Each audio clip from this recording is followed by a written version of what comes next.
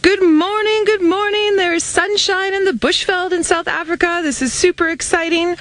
I am Noelle, and on camera I have Davi. Thumbs up. And this is Safari Live. We are coming to you live from the African bush. 100% live. I don't think you understand how amazing this is that we can stream from here, and you all can come on Game Drive with us. It's super exciting. Follow us, hashtag Safari Live on the Twitter or on YouTube chat. You can send your comments and your questions through there. So now I'm just excited that there's a sunshine out here, and I was telling Davi last night I got woken up in the middle of the night. There's a hyena in the middle of the DRC. Whoop, whoop. Woke up in a panic. He was obviously looking for our dustbins, which he didn't find, thank goodness. And then other than that, I'm not really quite sure. Tristan's out with me this morning, and I believe Steve is also out as well. Tristan, I think, is going to follow up on Tandi, but I'll let him tell you his plan. For us, we're going to head west. I want to go check Impala Plains and maybe Sandy Patch, maybe Sydney's Dam, and then we'll see from there, and we'll see what happens. I really want lions today. Lions would be... Oh, yes, I haven't seen lions in 2 weeks. Makes me sad. Now, the Torchwood Pride moved off of Torchwood east into Kruger Park yesterday, and the Styx Pride and some of the Burmese were on a waterbuck kill inside of Torchwood. So I'm actually hoping the Styx decide to move west this way and come and say hello. That would be absolutely, absolutely fantastic. Okay, so other than that, if there's something else you all would like me to do or like me to try and find today, just let us know. Send through those comments. And while I'm busy reversing out of our little spot where we had our sunset, I am going to send you over to Tristan, I believe. So let's head on over to him so he can say good morning. Well, good morning everybody, and welcome to a roof-free Djuma game reserve. For those of you who don't know what I'm talking about, is that we've had roofs on our vehicle the last few days, and they are now gone because it looks as though we're going to get some sun at some point today, which is wonderful news. Now, as Noelle mentioned, my name is Tristan. On camera today I've got Wiem. There we go, a quick thumbs up for Wiem. And so hopefully it's going to be a good morning. Hopefully a bit of sun is going to change our fortunes a little bit and get a lot more animals out and about, and maybe those lions will appear for Noelle, and well, we're going to go and look around for Tandi. So I have a question to ask all of you. If you did see anything around the dam cam, because we're not far from the dam cam, and maybe she went that way, then give us a shout on hashtag Safari Live on Twitter or YouTube chat if you did. So that's where we're going to head now. So obviously right here, Tandi would be just down this little dip, is where we left her last night, and so we're just going to go and have a little look around. There's lots of tracks for hyenas in the area, and so maybe she got robbed of that kill, maybe she finished it and moved on. It's difficult to say, but we're going to go and head in there and see what we can find. It should be a good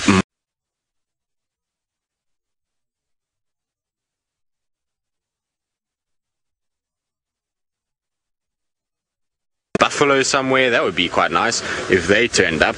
I heard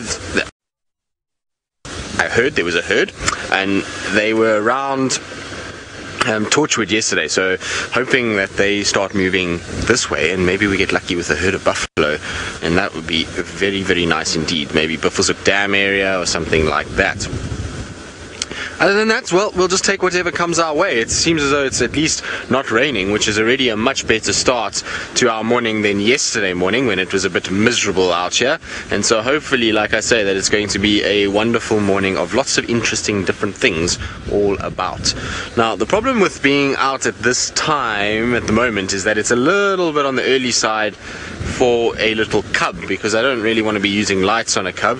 It's still quite dark. The sun, while it is starting to show on the horizon, hasn't quite risen just yet. So what I'm hoping is that I can just slowly meander down, and that the light will start coming up. The sun should be rising in, I would say, the next sort of 5 or so minutes, and then we can start looking around and checking what's going on. I suppose we can also go into infrared mode if we really need to and not have to use any lights on the little one at all.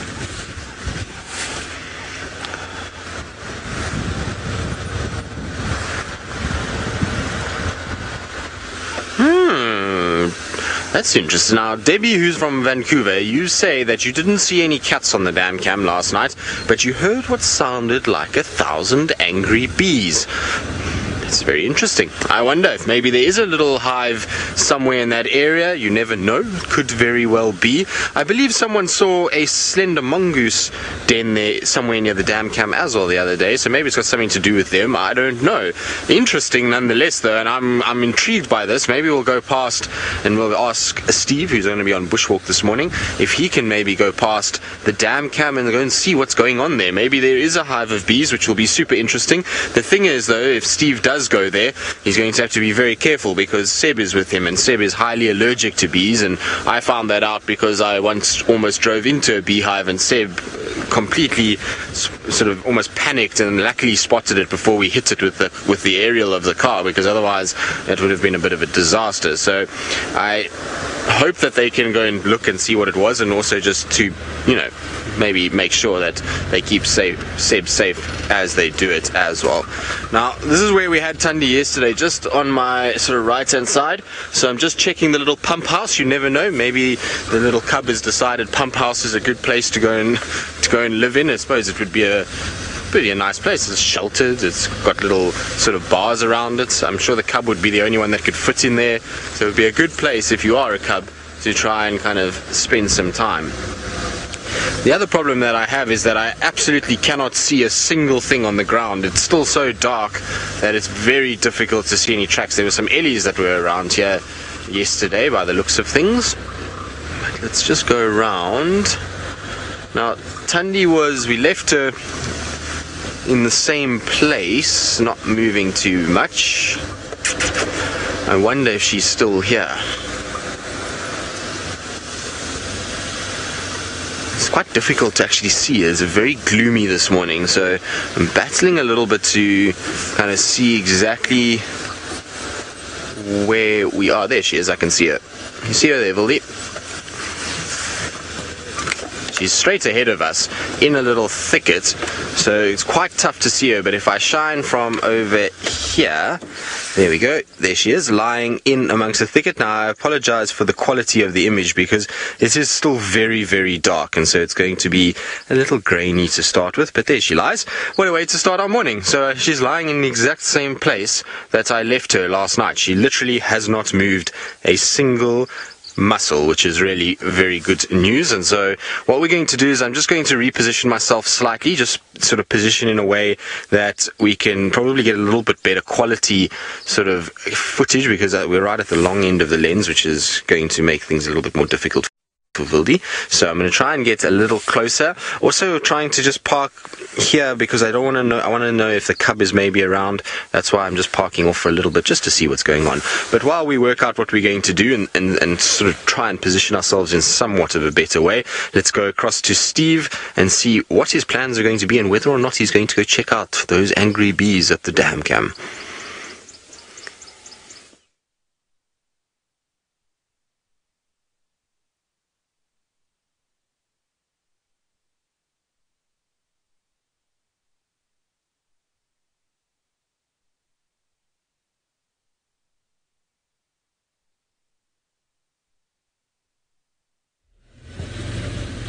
I am so sorry about those little gremlins. They do happen from time to time, the technical difficulties. We are live, and unfortunately with weather like this, cloudy weather like this, they tend to pop up more often than not.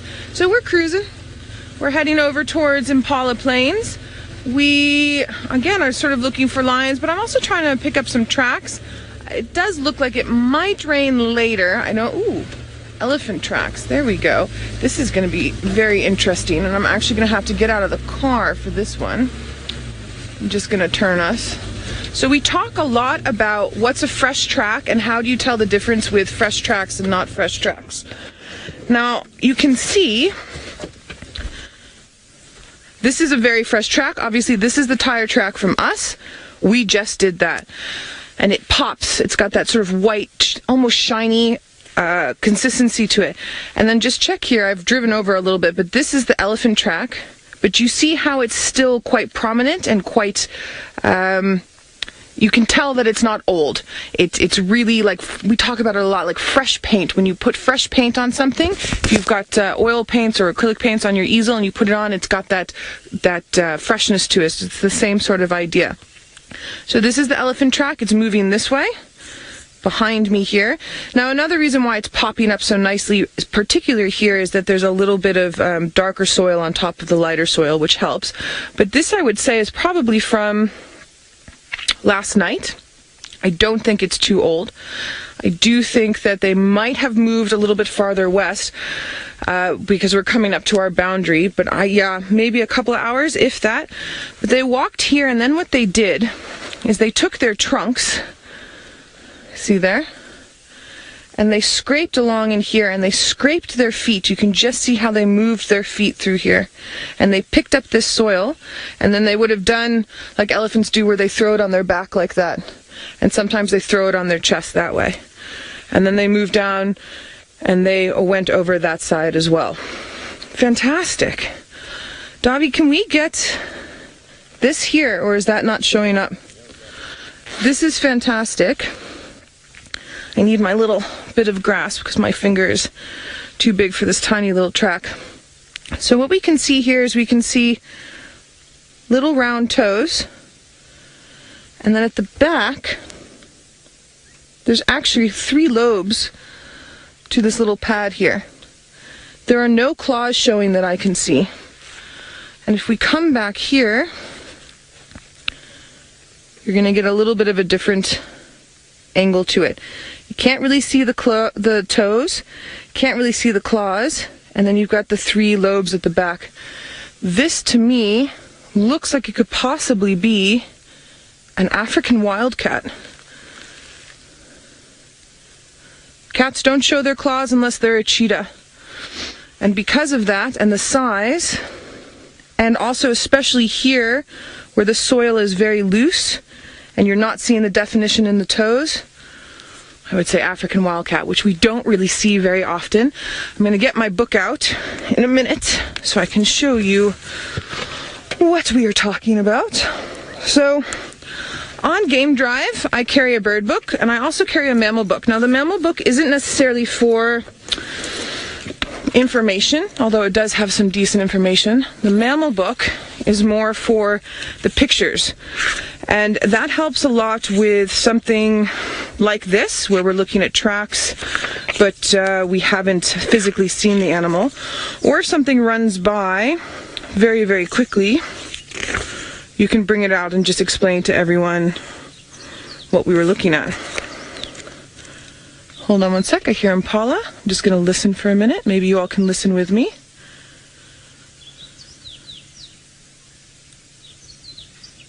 Hear them. Alright, so we're going to go check that out. I just want to show this to you quickly. Not the top one, although I know many of you would like to see striped hyena. This is the African wildcat. Now, it looks almost like a tabby cat. It's very similar to a domesticated cat. The legs are just a little bit longer. There's red behind the ears here, but they can breed with domesticated cats. So one of the reasons why they're endangered is that there's villages that are around here that have cats that are not spayed or neutered, and then they sneak in, and then they mate, and then it's a mixed gene. Okay, now let's go have a look at whatever this impala is barking at. They could be barking at me.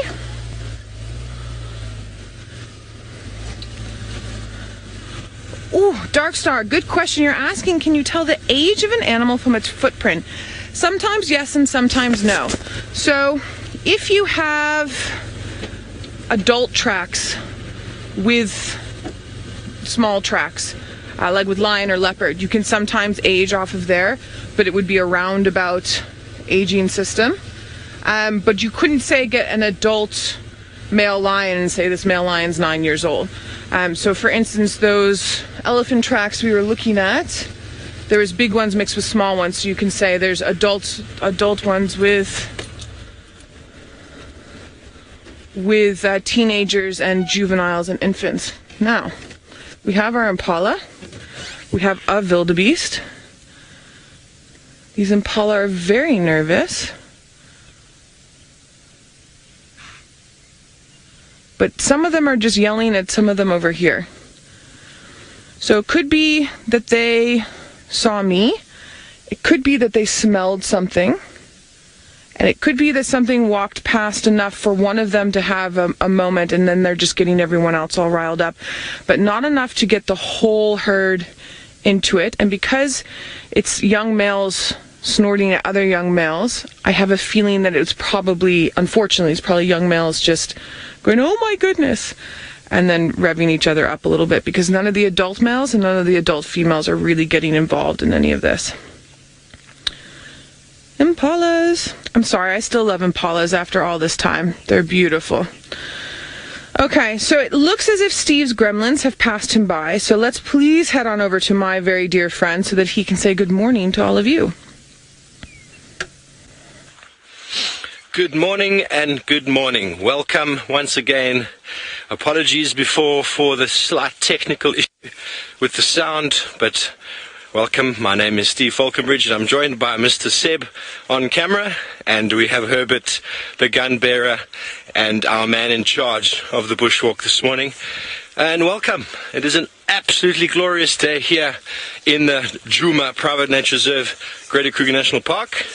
We are quite excited to be on bushwalk this morning after being rained out the other day. The weather looks to be holding. I don't think it's going to rain, but you never know. We are looking to find the small and little inconspicuous things for you this morning, and what I absolutely love about walking is you get to see the small signs and tracks and just the little critters of the bush that you quite often pass by. So while we're walking, we're going to stay together as a group. It's quite important to stay safe. Herbert is watching our back, but we are a nice open clearing. And can you see that, Seb? That is the privilege we have every single morning. It's the reason for getting out of bed. Beautiful sunrise with that nice cloud cover. The cloud cover's keeping a bit of the warmth in. Just hear the birds starting to wake up. Mainly hear the Cape turtle dove telling me to work harder, or if it was later in the evening it would be drink lager. And a couple other birds in the distance, but nothing too auditory for the moment, but we will keep the bird noises coming. But folks, while we continue to see what we can find out here in the magnificent bush, we're going to go to Tristan, who I believe has got a small little cat. Well, we did have Tandi's little cub. It was up in the top of the trees here, which we didn't expect to see it at all. So we were looking around and thinking, where could this cub be? And it turns out it was right at the top of one of these tamburti trees. So right there, and we were trying to get you guys here before it came down, but it descended the tree. So that's where it started and went all the way down, and then has gone into the little gully and it ran off towards where Mom is. So hopefully it's going to pop up near Mom shortly and kind of make an appearance in this area. Oh, there it is, Phildy. You can see it through there. There we go. Hello, little one. What are you doing? You're busy walking around like it's stalking something. So it's going down into the bottom there. That's where the kill is. And you can see Mom, well, she's completely unperturbed by all of this. She's just watching what's going on from above. And she's at least got a nice look out there. So if the cub is playing all over the place here, she can at least be able to see it. But how cute is that little one? And it just goes to show that its climbing ability at the moment seems to be very, very good. It's in a situation where if it can climb as high as that and come down, then, well, it's doing just fine. Now, it's funny because when it's climbing, it's going up and then it comes down, not like a adult leopard would. Most adult leopards, they turn and they come down head first, and they kind of control their descent using their front paws. This little one comes down a little bit more like a lion would, or like maybe something else that hasn't learned how to climb just yet, and it comes down bum first, and so it's a series of kind of falling, clawing, scrambling movements to try and get itself down, but at least it's able to get up. That's the most important thing. Once it's able to climb like this, the whole game changes completely, and the chance of survival increases exponentially. So that's really good news, and the fact that it's moving around and climbing and doing its thing is great. It means that hopefully we're going to get some incredible views of this little one up into trees and all kinds of other things. So it's going to be very cool to see what unfolds over the next little bit and see what we end up getting. Now, let's see if she calls. She might call the little cub to come up towards her. There is another vehicle that wants to come in, and so she might have a situation where she'll call it and the cub will then come and hopefully come up towards her, and we'll be in a nice place for that, because if the cub plays around with mom and jumps on her head and does the things that she likes to do, well, then we should be able to see it perfectly, because this is the only real gap that we're going to have. If you go anywhere else, I don't think we would be able to really see her very well. So it's a situation where this is probably the best gap that we could ask for in this particular section. So hopefully the cub will come out, like I say. It's a situation where, you know, it's a little nervous of things that are going on, and particularly early in the morning, so it'll be a situation where it will try and kind of probably sit and wait for everything to quieten down, and then it will start coming out towards mom. Hopefully that's the case anyway. Otherwise it's down on the bottom there feeding on the carcass that's in the little drainage. We saw Tandi go in there yesterday. It's almost impossible to see her when she was down there, so it's a situation, if the cub is down there feeding, unfortunately we won't really be able to see a single thing. We'll have to wait for it to come back up and go towards where mom is, or to go somewhere in this general vicinity that we would be able to then spot it from there. But it's not an easy place, this. It's not like her previous dens that were nice and open and we could see very nicely. This is quite a difficult spot, and I suppose it's good for a cub because there's lots of places it can hide, but for us it makes life a little tricky. This is, like I say, the only window really to where she's lying that you can actually see, and even then you can see there's a few little branches off to the left there that obscure her face slightly. But it was super cool to see the little one come descending out of the tree as quick as it did.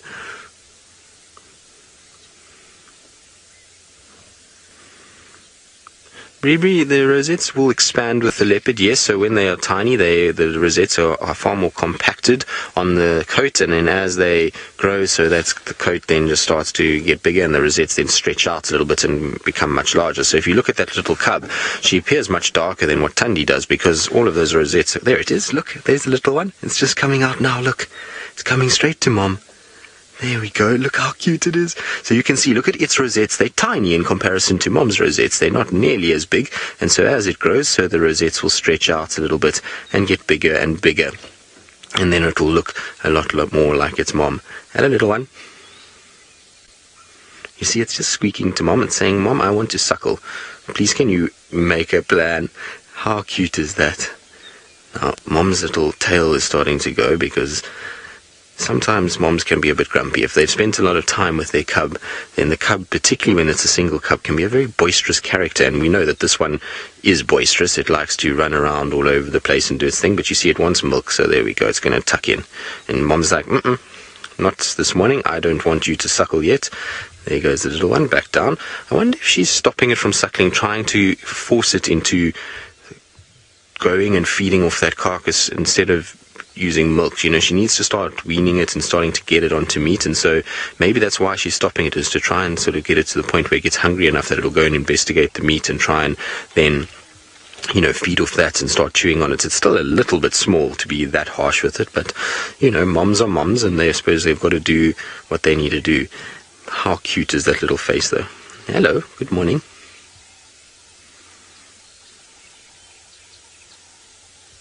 I think we're going to try again. Oh, there's the sweetest little thing, that.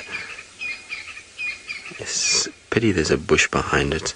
You can see she's a little on the grumpy side, with probably both cub and the fact that we're here as well. So it's two different things, but you can see her tail's going. So hopefully she just behaves herself and doesn't... Okay, Tandi.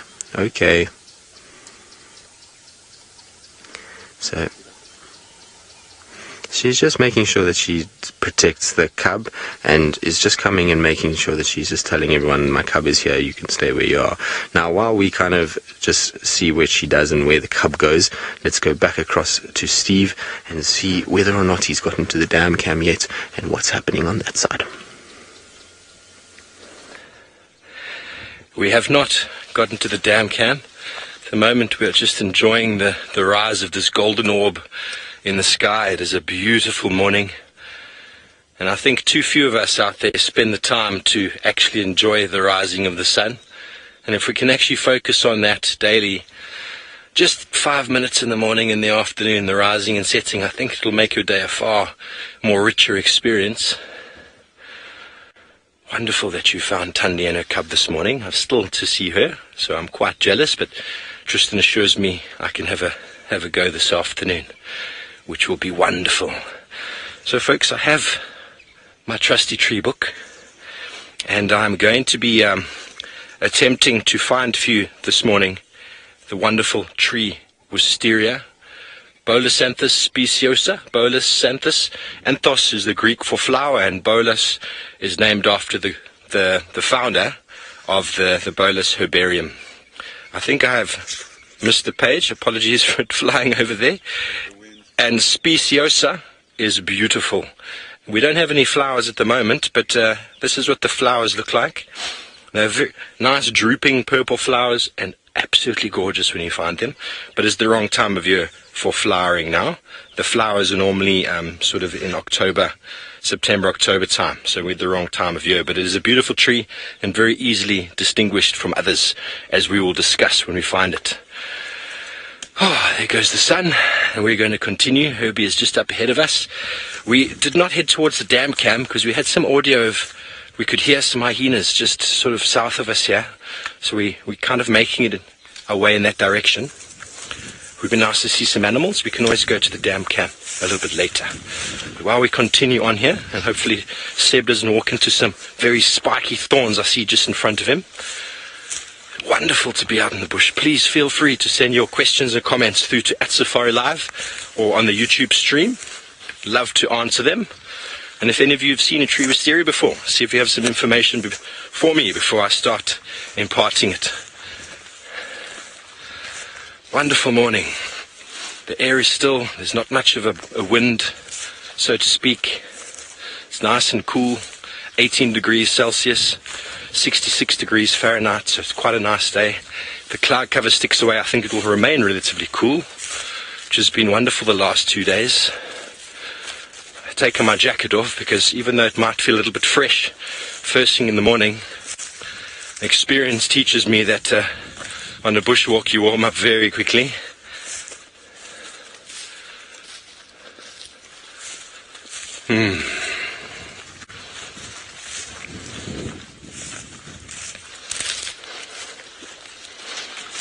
We've just crossed quarantine. We're heading in a southwesterly direction. Aaron asks, when we're on walk, how many miles do we walk in a day? It really depends on the objective of the walk. When I was doing Trails Guide training, we would walk anywhere from 2 to 6 miles quite easily. Essentially, the students were getting assessed on, not on the mileage, but on the hours. So if you wanted to spend 5-6 hours out there, you could quite easily do so. You could quite easily walk for an hour and then end up staying with the buffalo herd for the remainder of that time. So it's very hard to say how far you're going to walk, but you can walk 6 miles, 7 miles. We're not in the army here, and bushwalking is not, it's not about the physical exertion, it's about what you see and what you might find. And if we find interesting stuff nearby, there's no point going very far, but it's important to try and space out those interesting facts. Otherwise you could walk within a 150 meter or 150 yard radius and not get very far at all. As happened with a botanist years ago. He wasn't a guide, he was a botanist. He came to one of the lodges I was working at. He was a wildflower expert. And when we teach people to be guides, we teach them to have a flow and a sort of like movement to the walk, so that you've got a point of interest and then 4 or 5 minutes later another point of interest. But this gentleman got off the vehicle, talk about wildflowers, we found one. He got off the vehicle and he found a flower, and he spoke about it, and then he found another flower, and within 150 yards he had nothing more to talk about, and we still had a 3-hour walk to go. But he was a scientist and a botanist and didn't know how to interpret the bush and to make it flow. Here we have a wonderful little flower. Can you all see it there? Beautiful purple, characteristic sort of yellow stamens coming up. This is called the poison apple. It's actually related to the potato and the tomato family. And as the name implies, yes, it is actually poisonous. You can't see it now, but the fruit that this generates is about the size of a cherry tomato, but it's yellow. Do not eat that. It can potentially kill you in certain dosages. But as we know out in the bush, things that are poisonous often can have medicinal value. And I've never tried it myself personally, but apparently you can use the fruit and you can crush it down and you can use it to treat hemorrhoids, which is quite an interesting way to start our morning. And while we continue on the topic of flowers and walking in the bush, we are going to see what else we can find. But I believe Noel has an update. We have managed to find a really beautiful male kudu. Now, he was more in the open and then decided that he feels more comfortable going behind the bushes there. And that's very typical kudu behavior, especially of the males. They prefer to camouflage themselves. You can see those stripes on the side. Now, right now, because of the light we have, those stripes are extremely prominent. But if you are something that does not see in color, you see in black and whites and shades of gray, that mixes in and blends in with the surrounding bush. And you can see here he's doing exactly what he should be doing. And the curl of the horns as well is also blending in. But take a look on your right-hand side of your screen. So that would be his left-hand horn. Do you see that mud that's there?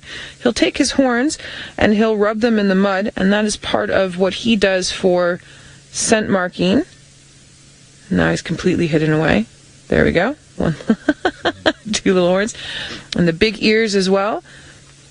The inside markings on those ears, very similar to something like a steenbok, which is much, much smaller, also meant for blending in. And he's going to come out nicely into the open just shortly. There we go. You can see the markings on the nose as well. And he's got quite a bunch of flies on him at the moment, but that will be because they were resting on those bushes that he was busy browsing. So this kudu doesn't eat grass, it eats leaves, and it in general eats very particular types of leaves. They will eat things that are not as palatable, if that makes sense. They will go for leaves that are not their usual leaves when they have to, but in general they're extremely selective about what they do. And then he's off and away. So we went past Impala Plains, as you saw, and we're heading up towards Sandy Patch. Got an update that the Styx and the Burmese have finished that waterbuck kill inside of Torchwood. So we're going to go see if maybe they've moved west and we can pick up anything on them. So we're probably going to head towards Biffleshoek Dam, just up this way, and then moving east into the sun. How beautiful was that sunrise with Steve? Davi and I were looking at it going, oh, gorgeous. And it's also just nice to have the sun and not being rained on.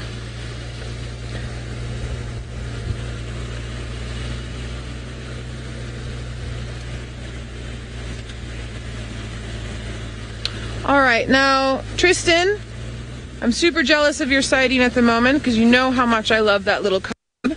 But let's head back to you so that all of our viewers can also enjoy the cuteness that is Tandi's youngster. Well, it is very, very cute, and I don't think there's anybody out here that doesn't enjoy this little cub and want to see it all the time. So at the moment it's gone back after Tandi decided to get up and come and greet everybody.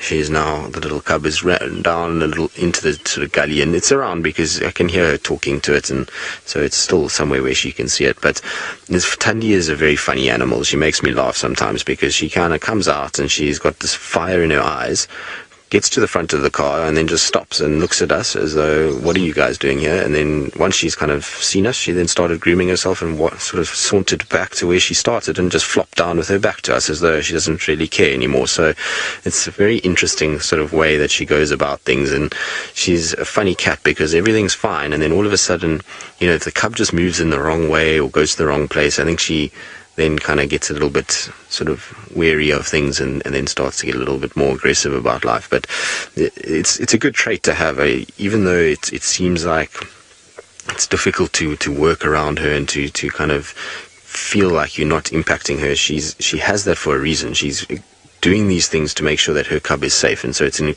perfect instinct to have, and it means that I feel very sorry for any hyena that comes anywhere near this little cub, because if mom is around, it's going to be met with some serious fire, and even male leopards, they're going to have a tough time if they come near a cub. So it's good that she is the way that she is, and I personally think it adds just a bit of character to her, and it's one of the reasons why I really like her, is because she's just so feisty, and she's never shy to let anybody know how she feels and where her sort of proximity and distance that she needs is. So I thoroughly enjoy being around Tandi. It also keeps you on your toes a little bit. You got to kind of be a lot more careful and a lot more calculating as to where you park and what you do and how you present yourself towards her in a vehicle. What's interesting to me is that, I've spoken to Herbie, and Herbie said when he tracked her during the day yesterday, he was looking for tracks for her, and he was saying that on foot, she's a very different cat to on the vehicles. She's far more aggressive to the vehicles than she is to people on foot. But I'm not sure if I agree with it, because like I say, I've had a situation where some of the trackers down to the south of us on Chitwa have been chased by her, and she's put a few trackers into bushes and growled and hissed at them and all kinds of other things. So she's still a cat that you need to have a little bit more respect. But it's interesting that her reaction to people on foot is far less abrasive than to vehicles sometimes. I wonder if maybe she hasn't had a bad experience with a vehicle at some point somewhere along the line. Could be the case where somebody has chased her or something like that, and that's why she sometimes negatively reacts. In this case, though, I suppose it's more a situation that she's just trying to protect her little one and make sure that that little one is nice and safe. But it astounds me, from being sort of a bit growly to now with her back to us, it's very, very funny to me. Patrick, you want to know how high the little one can climb at 3 months old? Well, as high as it wants to climb now. It pretty much can go into anything. That Tambuti tree that we were talking about, I would say, is probably, what do you reckon, Wildy? 8 meters? Huh? Maybe 7 or 8 meters to the top there. So it's quite a tall tree. It's not very small at all. And that little cub didn't look as though it was in any way perturbed by being up there. So I would imagine it can go as tall as any of these trees.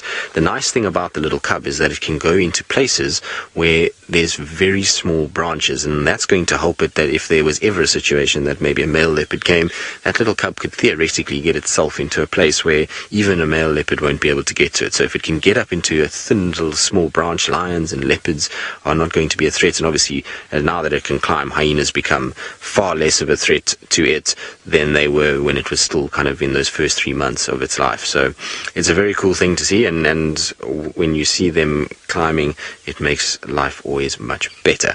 Right, well, we'll sit here and be patient. We'll hope that this little cub decides to present itself once more, and while we are patient and we sit and enjoy Tandi's company, let's go all the way across to the Masai Mara and Ralph and see what he's up to this morning.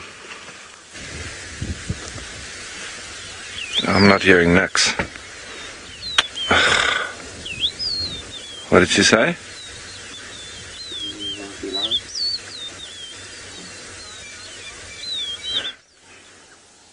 Now, unfortunately, it seems as though Ralph is battling with a few little gremlins on that side of the Mara, so hopefully get them sorted out. I know he was having a few issues with the very same gremlins yesterday afternoon, so I'm sure it will all come right eventually and everything will be okay. Right. But now in terms of Thandi, I'm pretty sure she's just going to sleep there. I don't think she's going to move too much at all. I'm pretty sure there's still some of the carcass, the cubs here. There's no need for her to go anywhere at the moment. It's also not particularly hot in any way, so it's not going to drive her to go for water. And even if it did, water is, I would say, from here about 200 meters, not even from where she is. She seems to have liked this. Wherever she's put this cub has been very, very close to water. It's quite an interesting thing. I would love to actually know if anybody's ever studied the correlation between a den site and water, and if there is always in close proximity, because her original den off Nyala Road South was maybe 50 meters from a mud wallow. Then she's got the den that she had in the Mulawati that we had over Christmas period.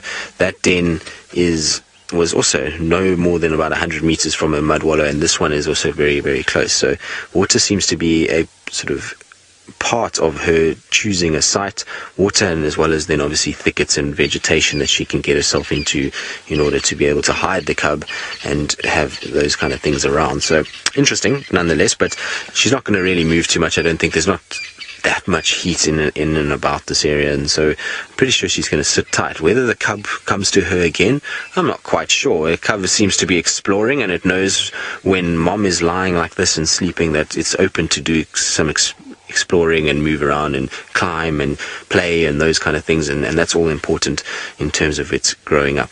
Right, well, we're like I say, going to be patient and hope that the cub comes out. But let's go across to Noel, that has traded in some spots for some stripes.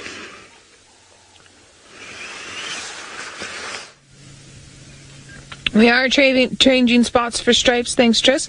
We have a beautiful dazzle of zebra that's coming up here to Sydney's Dam.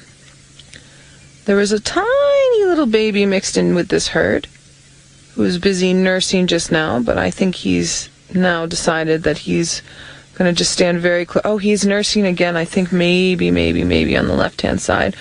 They're a bit far from us. No, he's just standing there. It's interesting when you have an udder at the back like a zebra does, or an impala, or kudu even. The little one, when it's ready to nurse, will go up to the back and hit its nose against the udder to stimulate the milk flow. And mom just basically stands there and takes it. Now, we were talking about the black and white and shades of gray that most predators see in general. So you'll see with the zebra how well their stripes, their camouflage, their disruptive markings work for something like the black and white and shades of gray. It's very hard for a lion to pick out one zebra when they're all bunched in. Now, when they move apart like they've done here, it's easier for a lion to pick out or a leopard to pick out. Now, a leopard or a cheetah would go for that little foal there, that tiny little zebra, and then lion in general would go for larger ones. Although this time of year, because there's a lot of babies, I've also seen lions go for the small ones, and I used to work with a coalition of 4 male cheetahs who would take down a full-grown zebra like this, no problem. As you've seen up in the Mara with the 5 male coalition up there. But zebras are also extremely intelligent. They're very aware that they're prey and edible, but they don't freak out as much as, say, a wildebeest. They trust their eyesight a lot more than other prey species, and they're very comfortable in their surroundings. Very similar to a horse. I mean, horses are very intelligent. Zebras are also very intelligent.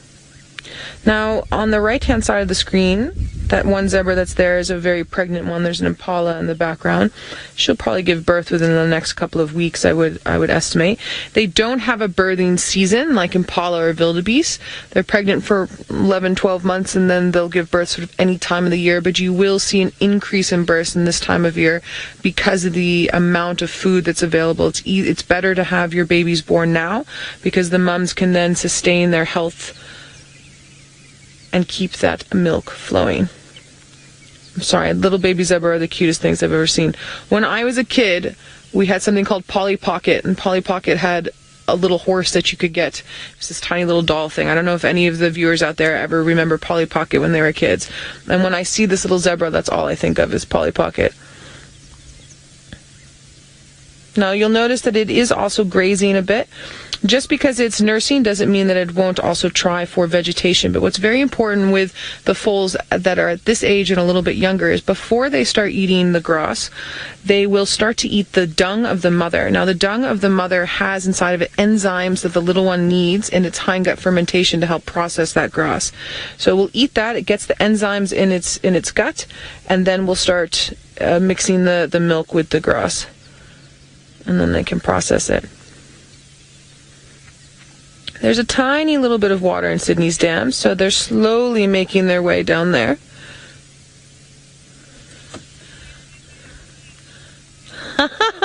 Viewers, you're remembering Polly in my pocket. Thanks. I don't know why I think of that, but I do. But yes, it's just like Polly in my pocket. All right, those zebras are going to head down to have a drink. We've had a nice look. We're not picking up any predator tracks around here. And, of course, the baby zebra is always cute to see. So we're going to turn around and keep heading east towards Biffleshoek Dam and see what we come up with those Styx prides. So I am going to turn around so that we can make our way that side. I'm going to check the cut line. And while I'm busy turning around and making my way more east to track, we are going to head back over to Steve on Bushwalk and see what he's up to. At the moment we are still walking.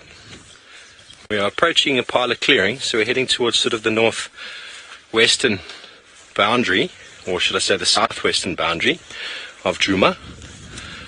There's no real action. We haven't seen too many. Had some impala that just ran off a moment ago.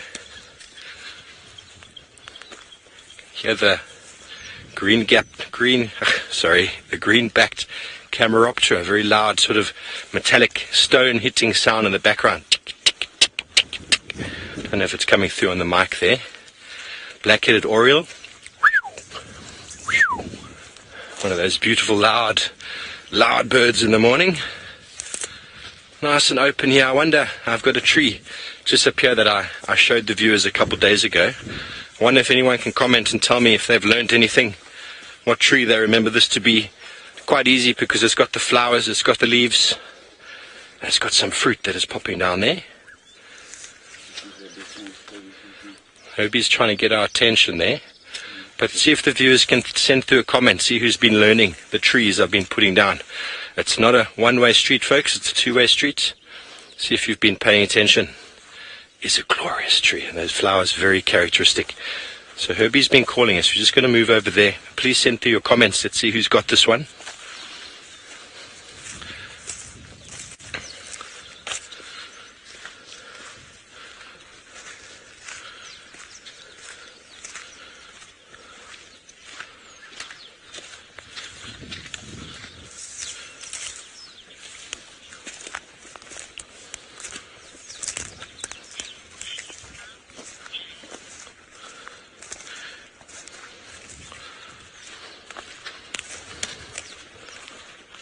What have you got, Herbie?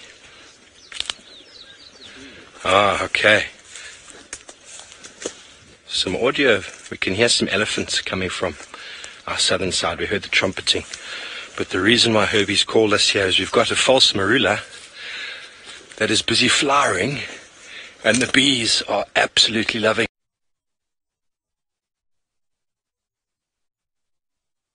it. Produces very small little fruits that I've yet to taste, but I believe they are wonderful.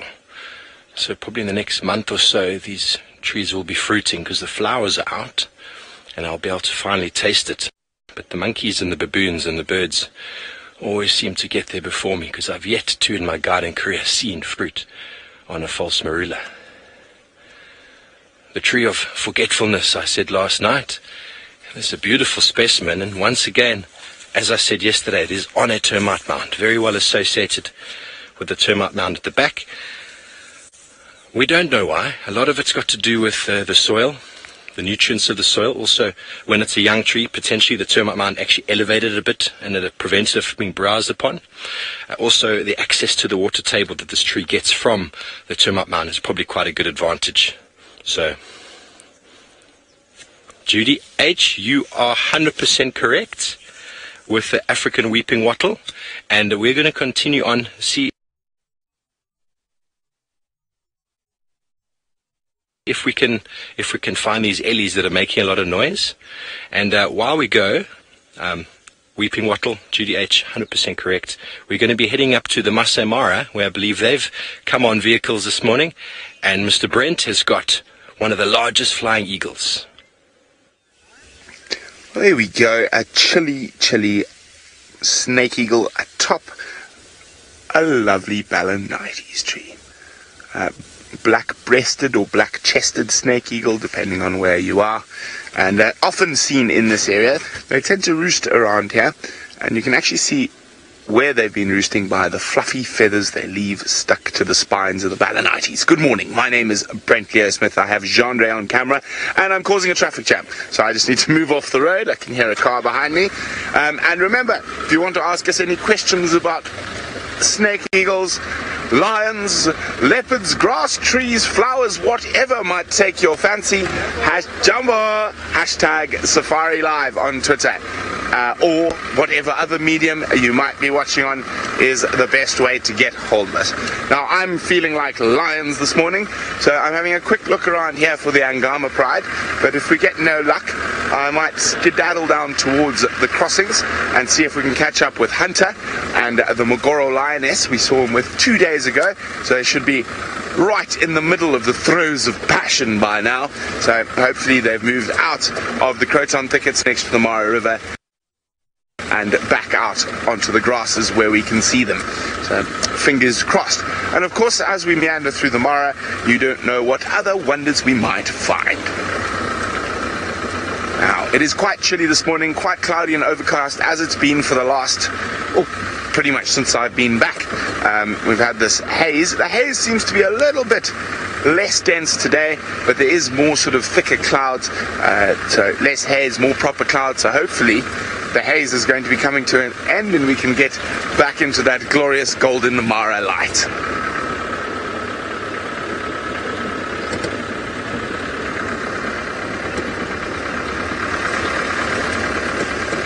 Now, I wonder where the Angamas are. Taylor said they were in this area yesterday.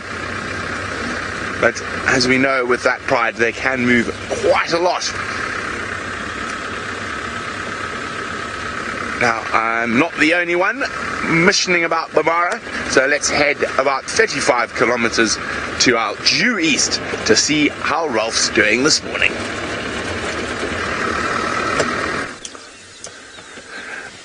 Good morning once again, everybody. And this is the second part of the Kenyan sunrise safari. We're out on the other side of the Mara River, right down near to the Tanzanian border, looking out over the plains, and look at this lovely group of topi. Now, you are watching Safari Live, and my name is indeed Ralph Kirsten. And on the camera, we have Craig. How's it, Craig? Good morning, everybody, and welcome aboard. Please join us on the hashtag Safari Live on Twitter and on the YouTube live chat. Send us your questions, send us your comments, and please get involved in the largest game drive in the world. Now, my plan for this morning is to be heading across the Purangot Bridge, over the Mara River, and back up towards. We'll maybe pop in at the river crossing spots a little bit, and then we'll head on over to the hyena den and catch up with my most favorite group of animals. So that's the plan for this morning, but for now we're still looking out lovely over the plains here. As Brent said, it is rather chilly this morning. It's a very fresh start to the morning. It's probably about 15 or 18 degrees centigrade, lower 60 degrees Fahrenheit. There's not much wind to speak of, and so it is a very nice and fresh start to the morning. And as you can see, those topi just enjoying the freshness as well. It's very often that you do see the little ones running around full of energy, and they do like it when the light comes through and it's nice and fresh, not too hot, and they really enjoy the mornings. As do we, as do me. I also love the nice fresh mornings. There we're looking in the background, that is the Sand River, and we camped next to it last night. Well, we weren't camping per se, we were in a lovely lodge at Salas, and we had all sorts of animals moving around our very comfortable tent last night. And this morning when we got up, I had left a little cake in the vehicle, and a small little Janet had helped himself to my cake. So it was a lovely cake that I never got to eat, but it was well enjoyed by the Janet, I believe, and it gave me one last look as it left my Land Rover, but I'm sure that was in thanks for the lovely meal that he had for breakfast. So that was us. I suppose, thank you, Louise from FC. She's saying that I can't have my cake and eat it. Well, I suppose that is exactly what happened. I had my cake, but the Janet ate it, and it looked like a very nice cake, but I was looking forward to having it with my coffee, but it landed up just being a coffee. Anyway, look at this lovely scene that we have here. We're heading up on top of a little koppie, and if you don't know what a koppie is, it's a small hill, but lovely scene with, it looks like a Balanetese tree at the top, giving us a nice savanna feel to it. But lovely colors this morning as well, and I'm sure we're going to have a very exciting morning ahead of us. I wonder what is going to be held and jumping out of the bush for us this morning. Don't know if we'll see any lion or cheetah this side, because we were in that particular zone yesterday afternoon, and so everybody, we are now on the search, on the hunt. Let's see what we can find. But while we try and find something exciting to show you, let's head you on back down south to South Africa. Good morning, Tristan, and I think he's with our beautiful Tandi. Good morning to you too, Ralph. I hope that you have a wonderful day up in the plains of East Africa. And so, yes, we do still have Thandi. She just chased a duiker, so she's now running back towards the den site. But she's chasing duikers all over the place here. I don't know what she's up to, but she's busy with something or other, and so she's kind of running back and forth. And like I said, there was 2 duikers that exploded out of this bush that she sort of saw from far and went running after, and it just shows how opportunistic they can be when they want to. So I'm just going to leave her to just kind of run. I'll go back down onto the road and see where she goes from there. But she's definitely moving a lot more than I thought she would. She's now going back, I think, just to make sure that she checks on the cub to see if the cub's okay. I think it's a situation where she kind of ran further than she probably thought she would, and maybe she just saw an opportunity to try and hunt. And typical leopard behavior, as she sees that opportunity to try and hunt, she kind of goes after it, and then she realizes, oopsie, hang on, I've got to go get back a little bit and see what's going on. But I see she's just up on a fallen over stump here, so we're going to give her a bit of distance and just see how she does. I think she's just coming to check on the cub itself. There she goes. You can see her. She's just moving in through those thickets. So she's going straight back to where that carcass is. That's where the carcass was put yesterday, somewhere in that thicket there. And let's see how she meanders on. I think she's going to go down into the little dip, and it's going to become very, very difficult to see her from there. So there she goes. Just going to try and move forward so that Tax can still see as well, because Tax is behind us. So, I do apologize. Let's just move quickly. So I'll try and position myself so that Tax can have a view as well as us, and then we don't have to worry too much, because Tax actually managed to spot her because she was running so far from where the den was that he saw her moving off in that area. So Wildy, I know it's not a good view, but it's just straight through on that thicket is where it is. So like I said, Tax was just kind of meandering down Rebecca's, and Tandi came flying past her, and so he is the one that actually saw her. That's why we're just giving Tax a bit of space to have a look. Ultimately, you know, we have to help each other out here, and with Tandi these things happen. And so what we're going to do is just probably try and sit here and let Tax go closer to her. We're going to allow her to get close to the cub, and we don't really want to have a situation where we've got 2 vehicles around the cub too much, so we're going to try and limit that as much as possible. Right, well, we probably will back off for a little bit. We'll come back when Tax is done, and while we do that, let's go across to Steve, who's still on a walk, and I wonder where he is and what he's up to now. Now, what's she picked up there?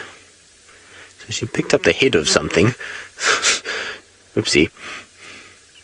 Sorry about that. I was going to go to Steve, but she just picked up a head of something. I thought maybe it was the cub at first. But anyway, let's. You can see that there's not very much left of that carcass, so we'll go back across to Steve now, and like I say, see where he is and what he's up to. Yes, and what are we up to indeed? We have come to our southern boundary, and it seems as if the sounds of those elephants are a little bit further south than we first anticipated. So instead we have stopped in the open clearing here, and we have for you some wildebeest dung. How do I know it's wildebeest? It is a good question. Very similar to waterbuck this time of year, and also can be mistaken for buffalo dung. It's quite moist. This time of year the wildebeest dung is very, very moist, but you can actually see the pellets inside there. But because of the amount of moisture around in the grass and the amount of drinking water available, the wildebeest dung comes out very, very patty-like, like this. Buffalo dung kind of looks like that most of the time, or this time of year buffalo dung would actually be a much more liquidy. And if you look a little bit to the left over here, there's a track. There is a wildebeest track. And this is very characteristic, this sign here, of a wildebeest territorial male. And in this open clearing, you've got clearly the track there, very blunt forward toes. There's a back foot over here, and there's another front foot. He's actually been lying over here. You can see over here, Seb, where he actually rolled in his own dung.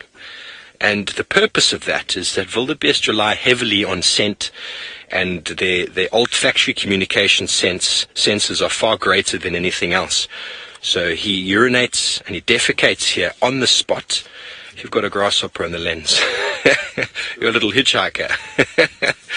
And so he likes to defecate here, and he'll roll in this, and he'll cover that smell on him. Let's see, what does it smell like? To me, it doesn't smell like too much. It's nowhere near as strong as the rhino dung. But to wildebeest, all sorts of things are going on in there, and he likes to roll around in there. They defecate. They often scratch with his feet like this. That's why the front toe of a wildebeest's track is very blunt, because he does lots of scratching. He rolls around in the open area like this. He covers himself in his scent, and when he finds females, he'll often walk up to them and rub himself on them, basically claiming her as his. Isn't that a wonderful concept, hey? Cover yourself in your own fecal matter and then rub yourself on someone. I think that's marvelous. Okay, so from wildebeests who like to do middens, we're going to go to the tallest mammal. We have Ralph Kirsten up in the north. I believe he's got something very tall and browser-like rather than wildebeest, which is more of a grazer. Mr. Kirsten, please enjoy. He has got for you a tall giraffe. Thanks, Steve. Yes, the tallest mammal indeed. And look at this particular giraffe. He's got a little bit of a strange ossicone that's grown out there. One seems to have grown a bit longer than the other. And I wonder which one is a defect in comparison to the other. The one looks short, the other one looks extremely long, but you can see that very calloused forehead of his, used for his head-butting, necking escapades. And we're sitting with a lovely journey of giraffe here. It's quite fitting for our little journey that we've been having over the last couple of days, over the river and into the exciting cheetah and big group of lions country. It was really wonderful in the last couple of days, especially spending time with the cheetah, but now we get to spend some time with quite a few giraffes that are very elegantly walking through the thicket. It looks like there's one or two females there. Maybe that's what's brought all these males together, but this one happily ruminating. And this is where I would expect to find giraffe, not particularly out in the plains. And they do like to feed on the tops of the trees, but there in the Mara Triangle, it seems everybody is content and happy with feeding on that red oat grass. We can hear the yellow-billed oxpeckers with their tsu, tsu calls. Very often the first indication of animals nearby, those oxpeckers. And they do get a little bit irritating for the giraffe as well. You can see them every now and then throwing their heads backwards and forwards, trying to get them out their ears, because they do burrow in quite deep.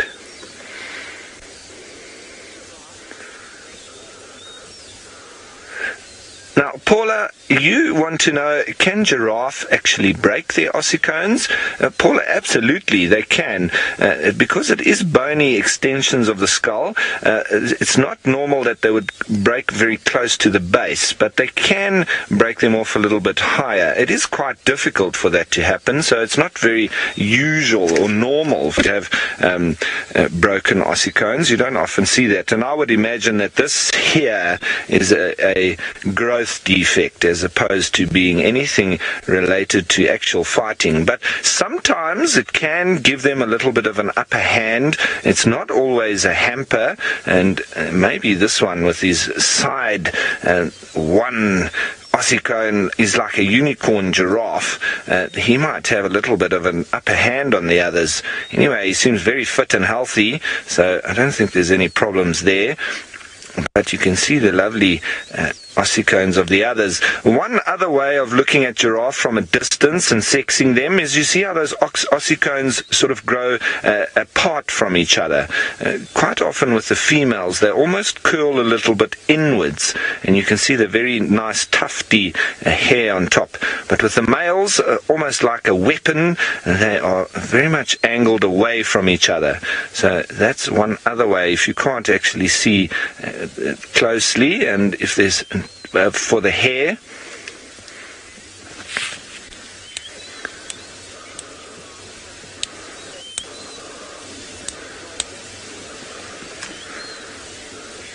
now, Lou, Timmy and Trey, you want to know if perhaps a giraffe had longer ossicones in the past through their evolution. I'm not quite sure, you guys.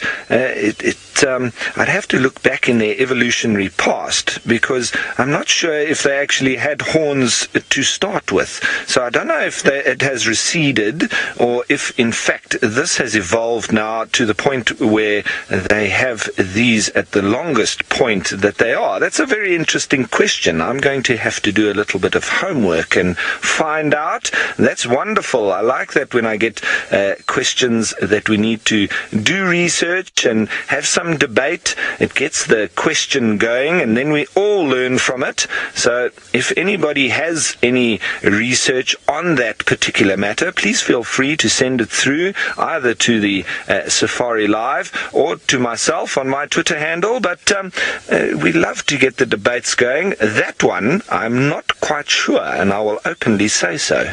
But let's find out a little bit more about the giraffe and the ossicone development over the eons, how it has now progressed to this point. Was it that they've receded to this point, or is it that we're now at the longest point of the ossicones? I'm leaning towards the latter, that they are now at the longest point, with them being bony outgrowths as opposed to being actual horns. So that's my feeling, but let's confirm it and chat about it. Wonderful to watch. Now watch as it regurgitates, and you can see that little ball coming back up the neck. There we go, and there's a little bit of chewing going on again. And it's nice to see with giraffe you can actually watch the whole process of rumination as it happens, because he'll swallow that little ball and it goes down all the way down his throat and all the way back up as he regurgitates it and re-chews it. And it's phenomenal how such a huge animal can have those tiny little dung pellets. And very often people confused when I show them giraffe dung. They think, how could such a big animal create such little dung pellets? But that's the way their digestive system works, and they're not dropping massive piles of dung like your hindgut ferment. Very easy way of identifying them. So, folks, we are going to continue on our journey and head towards the Purungat Gate, and then we're going to catch up with the river. Now, Unai, you're wondering if giraffe make any noises, or how do they communicate?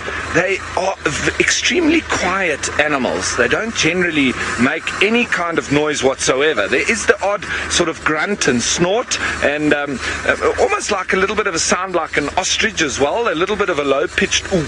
But in general, there's been very little record of actual vocal communication between giraffe. Mostly it's down to their body language and subtleties within the way that they communicate with each other, but it's not down to vocal as far as researchers and what I have read is concerned, because it seems that there's not much in that way of communication at all. But very interesting, yes. How would they communicate without vocalizing? Because that's probably our biggest form of communication. But with giraffe, I think it's mostly down to body language and movements.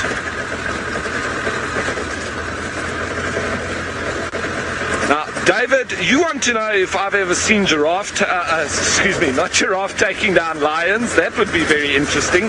But lions taking down giraffe. Yes, David, I have. And I've actually seen one male lion take down a very big male giraffe all on his own. Now, it's quite similar to the way that they jump onto buffalo. They'll also jump onto the back of giraffe and then sort of wrestle near to the neck. But what they generally do is they try to chase giraffe and hope for them to slip. That is then obviously their opportunity to go in. But I've also seen, for instance, the lions in the Kruger National Park getting very clever, because they notice how the giraffes struggle on the tarmac, and there are tarmac roads within the Kruger National Park, the main roads, and so the lions actually chase the giraffe onto the tarmac, and they then they slip on the road, and then it becomes an easy target. So there are ways and means, and lions do hunt and will hunt giraffe. So as we continue on our road towards Purungat, and speaking of lions, let's send you on over to Brent, who I think is looking for exactly that.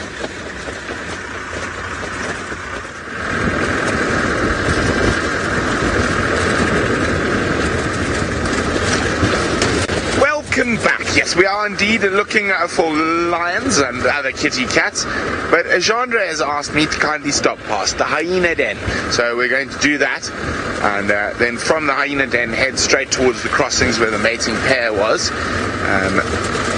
So we're going to go past the hyena den first, and then down to the river, try find Hunter and that Maguro lioness.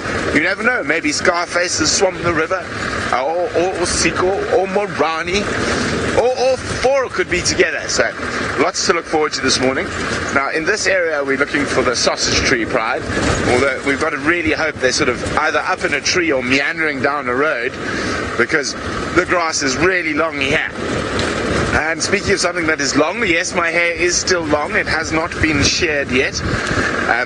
Unfortunately, the shearers were busy yesterday, so we had to put it off for a little bit.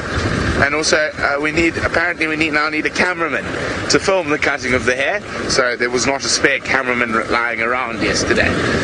But hopefully, we will some point this week have a haircut. Well, I'll have a haircut.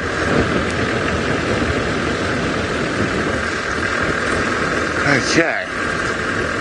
Oh, I see a collection of cars.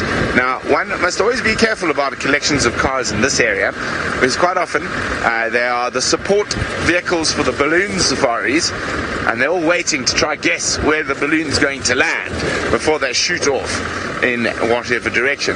However, this might be something a bit more interesting than a balloon support vehicle.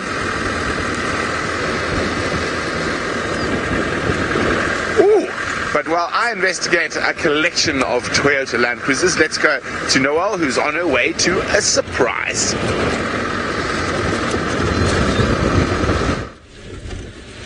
I'm so excited. One of the other vehicles has found Shadow and her youngster.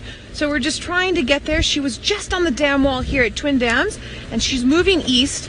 We want her to keep moving east. We don't want her to move south. If she moves south, she'll go back into Little Gallery. So we're just trying to get up here to manage to find you a good shot. So let's hold thumbs, cross fingers, good vibe out there, and see what we can do. So she was just here, moving this way. I'm just going to come down and around onto the main road. We might, just might, hit a couple of gremlins, but don't worry, it does happen. I can see the other vehicle over there. So we're going to come down onto the road here and then loop around. So the vehicle, the owners from one of the lodges just a little bit north from us, and he really wanted to see her.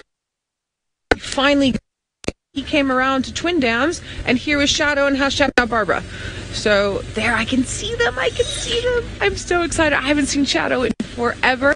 I haven't seen a youngster in forever. This is going to be so great. Up, I think. Yeah, you've got the cub beautifully there. There's going to be a nice little gap. Don't let me know when you think I should stop. There we go. There we are. There's the little one. Oh, everyone, I'm too excited right now. Way too excited. And then she's going to move over. Shadow's just coming around the corner here. I'm just going to move ourselves as well, so we can see mom and daughter together. Here we go. Okay. There is our beautiful Shadow. And she's coming up right past the car. This is absolutely fantastic. She's sniffing and moving around. So I have a feeling because she's been spending so much time in Little Gallery that she's going to be remarking territory this side. Now I'm hoping she chooses to stay our side for a little bit longer. But you never know. She might go back into Little Gallery. She's been spending a lot of time there, and I think that has to do with where she's started sort of moving her territory a little bit because of where Tandi has moved her territory. Now, Shadow was on a kill with her youngster and Hassana. Look how big the little one's gotten.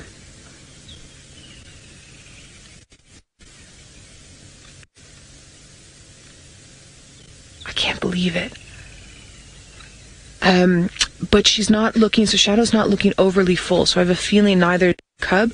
So I have a feeling Hasana got quite a lot of that meal. Now where they're moving to, I just want to move us so that we can get another view, but it's going to take me about 12 seconds or so. Just we are right on the border here. Gallery, Main and Little Gallery, and she's going to the road. Sorry about that. There's your Noel moment for the day. And I have a feeling she's going to head back into Little Gallery. So let me just get over onto the main road here so that we can get a nice view of her coming across.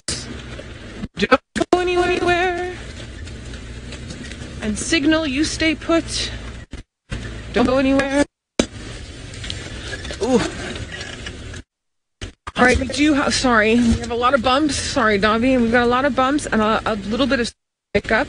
So I'm apologizing to all of you for that. But here we go. Okay.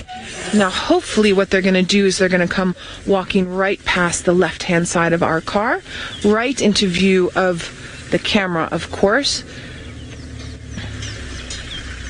There we go, mom and daughter together. Now you can see that size that I was talking about. Look how similar in size they are now. Still not quite as big as mom, but she is definitely getting there. She's just about a year, I think she's a year in February. And we're halfway through January, so she's a year old. And there were some wildebeest just now, we can't see them anymore, that were running away, that was attracting some of their attention. And the cub at this age is going to be aware of everything. It's going to be aware of birds that are around, and impala youngsters, and the wildebeest movements, and it's going to be extremely curious. So when Shadow has to leave her youngster now, when she comes back, there's always the risk that the youngster might have moved off into an area that's not where she was left before, because she's so curious. So part of what Shadow has to do is to make sure to communicate properly to her youngster. Listen, you stay right here. Now Shadow's going to come nicely in front here. We're going to get some beautiful screenshots.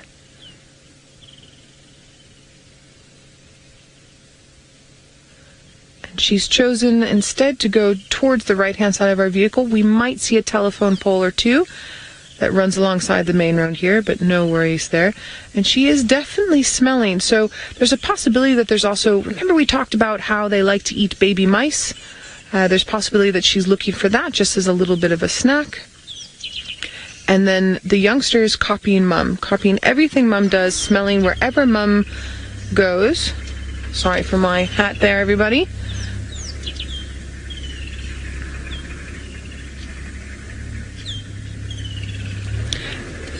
Absolutely amazing. I'm going to wait for them to do what they're going to do, because we're still going to be able to catch them just here at the back. And we've got the other vehicle that's moving at the same time. So the rules with the vehicles when we're moving is if the animal is moving, the vehicles are allowed to move. If the animal's stationary, then it's just one vehicle at a time. But we're really lucky because of the way that our vehicle works and where Dobby can sit and swivel. And there they go, off into Little Gallery.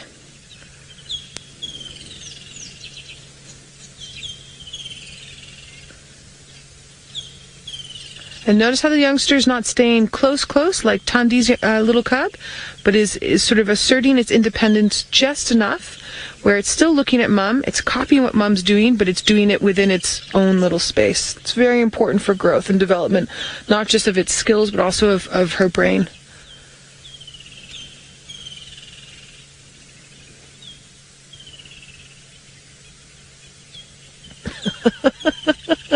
I'm just going to angle us just a little bit differently, because hopefully we can keep them in view for a little bit longer. Although I have a feeling that we might get too much signal breakup on the dip here. I don't want to run into that pole.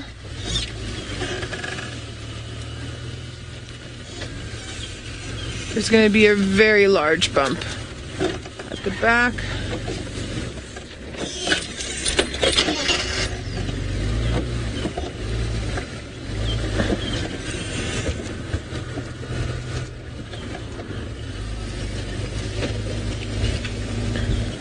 Sorry for the back of my head, everybody.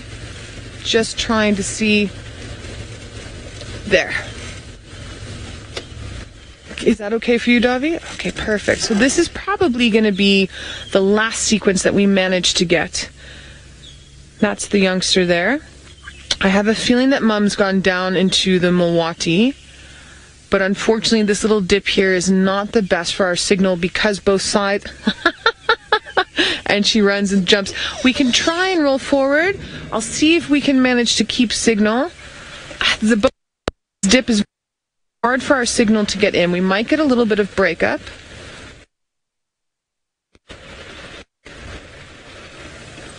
But I think if we sit, they're going to come right into the riverbed. Yes, you still have us. Fantastic. And Mum's coming from behind. Now, if they're kind to us, they will move straight down the riverbed. If not, then they'll go up onto the side. But if they move straight down the riverbed, we have enough of a good signal here, as well as an angle to be able to follow them for a little bit longer. So everyone, I do hope you're enjoying this sighting this morning. I'm over the moon about this. And now I'm hoping that Shadow's youngster just runs up and jumps on her a little bit. They like to do that. Playful mornings, especially when it's cooler like it is this morning. Now, where Shadow is heading, if she heads more to her left, like she's going to do now, that's a very close place to where we last had Kachava. And remember, Kachava was heavily pregnant the last time that we saw her with that interaction with Tingana. And we were hoping that she was possibly going to have her den site somewhere close to here. So that will be interesting if they run into each other, what will happen there.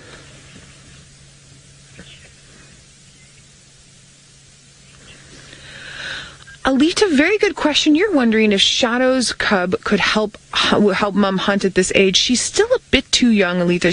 She's developing those skills, but she would be more of a hindrance than a help. So Mum's still going to leave her. Shadow's youngster needs about another 6 months before she's able to properly help Mum. And even then, they're not going to necessarily hunt together like lions do, although from time to time I have friends of mine that said they've seen something similar, but in general leopards tend to do their own kills. So what I've personally seen is a youngster around a teenager around about 1.5 years, almost into adulthood, catching an impala and then sharing with Mum, or Mum going up to areas where there's young impala, let's say, and herding some of the young impala together to allow the little one to then access that and practice their skills. It's really incredible. So I'm very sorry. It was a very brief sighting, but it was a very wonderful sighting, and we had some really great visuals. I think let's go back to Tristan, who has Shadow's sister, and see what she's up to. It's just a leopard palooza this morning. It is a leopard palooza this morning. Now, you may think that we are looking at a branch and some leaves, but as you can see, there emerges a tiny little cub, and behind it is Mom. So they are both there, but the camouflage on these two is just absolutely incredible.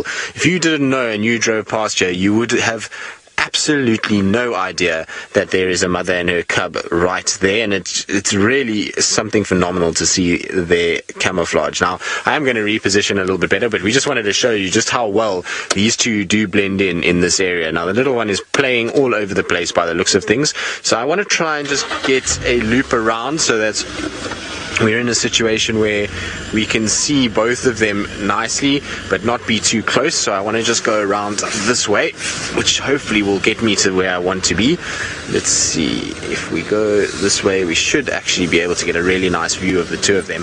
But how cool a morning have we had? It's awesome to have both the sisters around. You know, it's such a nice thing when you've got so much history, and particularly with Kruger, and especially now that, you know, she disappeared. It kind of, I think a lot of people felt fairly down about the whole situation, but the fact that both her daughters have moved back into this area have really kind of helped with everything. Now we've got such a beautiful view from here of Tandi. Now the little cub is in the tree, I think, because Tandi's looking up into the tree. Is it in the tree? I don't know, but she's looking up into the tree. Maybe it's not. Maybe there's a bird up there. But it wouldn't surprise me if this little cub is in the tree. It's being very boisterous this morning and is up and down and all over the place. And so I wouldn't be at all surprised. But it's so cool to see the two of them together. No, don't go that way now, because now she's going back behind a bush and a thicket. It would be nice if she stays there. Maybe she's going to go up the tree with the cub. That would be even better. Imagine the two of them playing. I remember watching Salesh and Tiani have a big game the one day, going up and down a guarri bush, and it was amazing to watch. Salesh was teaching Tiani how to climb, and she used to go up the guarri bush, and then she'd call her, and she'd make these soft contact calls, and she would make Tiani come to the top, and as Tiani would get to her, she would jump out the tree, and then Tiani would be looking, what do I do now? And then she would go back to the tree, and then she'd come back down again, back to the tree, back down again. It was really very cool to see. And then she goes back up towards where she was started the morning. So she's moving around quite a bit with this little one this morning, and you can see it's dense thickets, and that's okay. It's good to kind of, there they go, they're moving through straight ahead of me. It's just in very thick bush, so we're just kind of seeing these tail flicks every now and then, but it's so cool to see.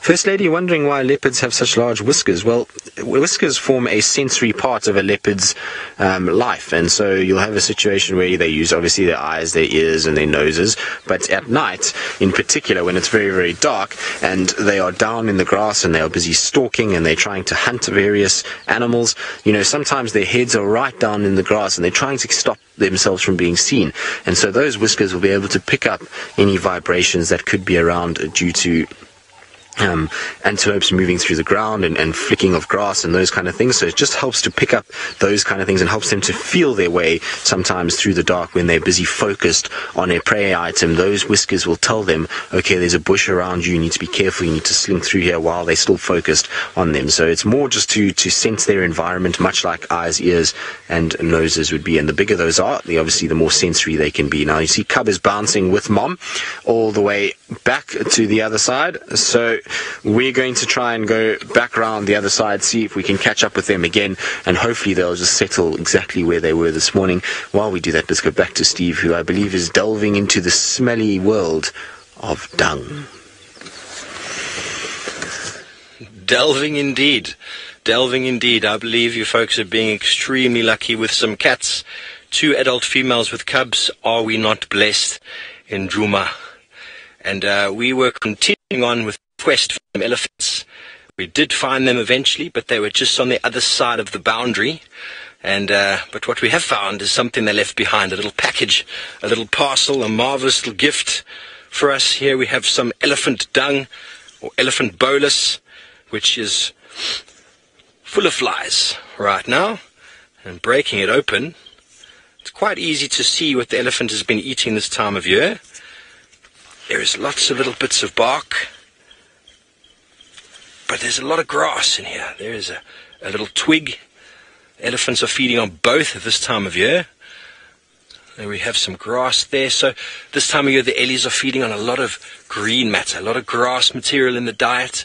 It's a very important aspect of them this time of year. The females are bulking up. They're building up. They're either lactating for for babies at the moment, or they are pregnant. So generally the time of year where female elephants like to give birth, they need to bulk up on all the conditions and all the vegetation that they have. And this is a wonderful little pile here, and there are lots of little insects and flies already landing on here. They are feeding on the moisture as well as maybe on small particles of matter. They're laying their eggs, and this is where francolins, spurfowls, guinea fowl will come and scratch, like what I'm doing now. Will come and scratch and do some manure sort of separation and push it around. They are looking for the grubs in there. They're looking for any broken down vegetation. Remember that 60% of what the elephant feeds on comes out as dung, and there's a huge amount of vegetation still in here. And we've used this for making fires before. Some people can make paper out of it. The Indian elephants feed on mainly grass and papyrus like vegetation. Very, very good for paper, but this is way too wet, and the smell, it's fantastic. We have lots of flies. There's activity of dung beetles that are busy trying to bury. They've come up underneath. We call these the endocoprids that actually live inside. Sorry, the endocoprids live inside the dung, and then the paracoprids, if you imagine a parachute drops from the sky, you get paracoprids that actually live underneath the dung pile. They'll come up and they'll feed on the dung, and then they'll bury it directly underneath the source of the manure.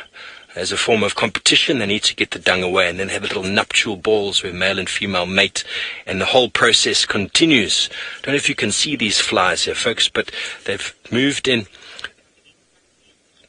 I can't see any dung beetles, but there is activity of little burrows here.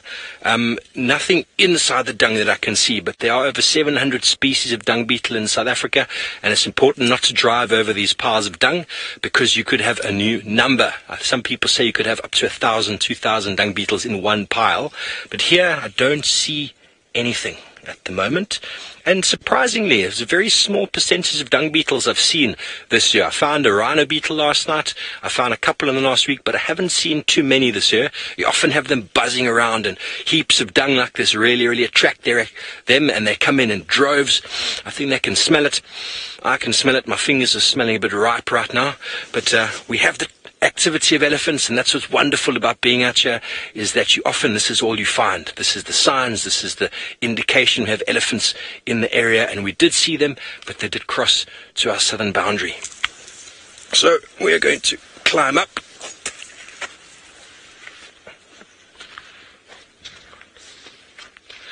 Oh, hi, Bacon asks a question, why is elephant's dung not fully digested? And that's purely because they've got a very poor digestive system. They feed on a huge amount of bulk. They've got a stomach not too dissimilar from ours, where a bit of digestion takes place. And then behind the stomach, in the intestines, is something similar to our appendix. It's called the cecum. It's a big gas fermentation chamber where a lot of the fermentation takes place, almost like brewing beer, all that sort of stuff for breaking down. They don't have a very good digestive system. They have to feed on huge amounts of food every single day, up to 600 pounds of wet matter, an adult bull. That is a huge amount of food per day. And if 60% of it's coming out, it has been deposited. But what is happening is they're taking the grass and the tree material, which is locked up in a carbon sort of sink, so to speak, and it's depositing it on the ground for other animals to utilize. I hope that answers your question, but we've got a little bit of activity here. An elephant has been digging, and this elephant has actually physically pulled out what looks like some plant. You can actually see the roots. Where the roots are, there's still moisture. And the elephant, there's a beautiful track over here of an elephant's foot. And it looks like he was pulling up some plant. I don't see the plant anywhere. Maybe took it as a little bit of a takeaway. But you can almost see there. Let me get right in there. There's an old plant here. This is what he did. He was breaking this up like I'm doing now to access the roots. What elephants do know, can you see that? There's lots of nice moist roots there. What elephants do know, and when we look at the medicinal properties of plants, a huge amounts of the medicinal value actually comes from the roots. A lot of the nutrients are in the roots. A lot of these plants, or most of the plants in the savanna, are adapted to fire. And when you get to the dry part of the year, they actually send a lot of their nutrients, a lot of their sugars, a lot of their supplies into the roots. So that when fire comes, and if the parent plant above ground dies because of fire, they're able to re-sprout again because of that ability to keep everything in the ground. As an adaptation to fire, and elephants, probably the most selective feeder that we have. They have the potential to push the tree over. They can feed on the bark. They can feed on the leaves, the fruits, the roots, absolutely everything. They feed on grass, the shoots, the roots, everything out here that is available for eating as a herbivore, the elephants have access to. Even though their digestive system is very poor, they will eat almost everything. Okay, I think after he had a bit of a dig, he was doing a bit of a dust bath. Nice dust bath here. Soil is quite moist. You can see the wind direction. Elephant would be picking them up, maybe throwing it over itself. Doesn't seem to be too much activity of that, but that's often what they do with sand piles like this. Okay, so we're going to continue on our quest, see what else wonderful we can pick up this morning. And while we do so, we're going to go into Noel, who I believe is at Chitwa Dam.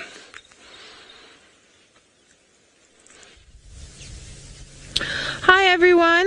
I might have to talk on the radio just now because the Styx and the Burmese are not far from us. So please excuse me if I do have to hop on there. We're just sitting at Chitwa Dam. While we were busy with Shadow and the youngster, they found those lions. So I am hoping that we'll be able to view them. So I think let's just maybe have a wonderful look at this open bill here and that beautiful silhouette that Davi's got for us. And then there's a few hippos that are down here at the bottom. Ooh, and then Davi, at about our 1 o'clock, that croc is out, one of the big ones. I don't know which one. There we go. Now, we don't always get to see them on the top here. We do get to see them when they're on the banks quite often, but they can spend over 45 minutes underneath water. They're incredible creatures, these crocodiles.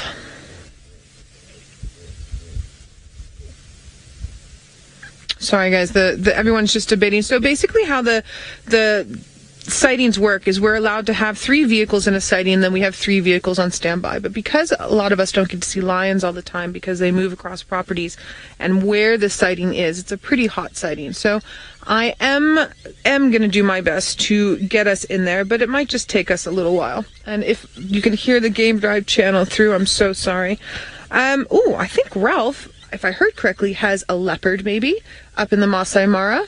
So I think let's head on up to him while we're busy trying to figure out if we can see these lions. And once we are able to get in there, you'll come back to us and we'll have a good visual, hopefully. Yes, thank you, Noel. And a leopard in the Mara, indeed. This is my first leopard in the Mara, and I am so excited. This is amazing. We've just crossed over the Purungat Bridge, and we crossed through a little lugger, and my ever-trusty cameraman at the back just shouted, "Leopard!" And there was another vehicle near to us, and we thought that they were also having spotted this leopard, repositioning to come and have a look, but they drove straight past. So I think they must have missed it. But we didn't, and we're now sitting with my first sighting of a leopard in the Mara. And this male, I think it is a male by the size of his head, and we've only seen him from behind now. He's only been lying down, and remember, they're not quite as habituated to vehicles as they are in Djuma and especially in that Sabi Sands area. But this male, quite happy with us. We're not too close to him, so we don't want to disturb him. He's on a little bit of a mound overlooking the little lugger in front of him. So perfect position for him. And remember, he might spot us and slink away, who knows? But for now, he seems to be quite happy with us. He is listening to me as I speak, so we'll just maybe speak a little bit softer so that he doesn't get too worried with us. There we go. At least he's having a look in our direction. It does look like a male, but wow, he looks like quite a male in his prime. Beautiful colours. But you can see it's not like cubby colours. This is a battle-hardened animal, this. And what a sighting it is. He's got an extremely lovely-looking coat there. And he's ever watchful in this nice, fresh, early morning time. I'm sure he would welcome something walking past him, and he could ambush from his nice little lookout there quite easily. Perfect little view that we have. Once he's calm with us as well, I might reposition just so that we can have a better look at his face. But for now, we just want to let him be comfortable with us. And I'm sure that everybody's as excited as I am to see a leopard in the Mara. This being my first, I'm really happy to have started the morning like this. Wonderful. And he would be looking down into that lager, possibly waiting for something like a bushbuck or even a dik-dik, something to be walking along down in the thickets. Even a baboon could fall prey to a leopard. The only thing is with the baboons, they're very aware of their surroundings, and if one of them spots him, they're going to give him away to everybody else. But he's so well camouflaged, sitting here, even top of this little mound, and so camouflaged that the other guys didn't see him, drove past, and luckily I've got eagle eyes in the back. Batman, I think as they call him, he spotted him once, and now we're in here. And we're the only vehicle around. It's our little experience, this. But if he had to lie down a little bit, you would not even see him. It's those little black tufts on the end of his ears that also, that's one of the little signs that we look for. And that is absolutely fantastic. So you can see that we're not too far from him, but we also have enough space that he can just be comfortable with our presence. The wind blowing a little bit across, so not blowing towards him, that can also disturb them sometimes if your breeze is constantly running over them, because they do worry more about the scent than very often the smell. And I've seen that even very well exhibited with buffalo, when they can see you and they stand almost right next to your vehicle, but as soon as the wind blows in their direction, then they will run off. But this leopard seems quite happy, nice and relaxed, just sitting watching out over this lugger. And so we can sit and watch him watching the lugger. Fantastic. Wonderful. And so it also seems that this would be a different character, maybe a leopard that nobody's ever seen. But if there is any characteristics that anybody can identify or has seen before, maybe you guys have seen this leopard before, who knows? It's totally new to me, and I don't know too much about the leopards in the Mara, because it seems that there's not as many sightings as we have in the very special place where you're coming, that we send the feeds from, also in Djuma. But I was chatting to one of the American tourists last night, and he said that he had had a wonderful drive with 2 leopards that they saw.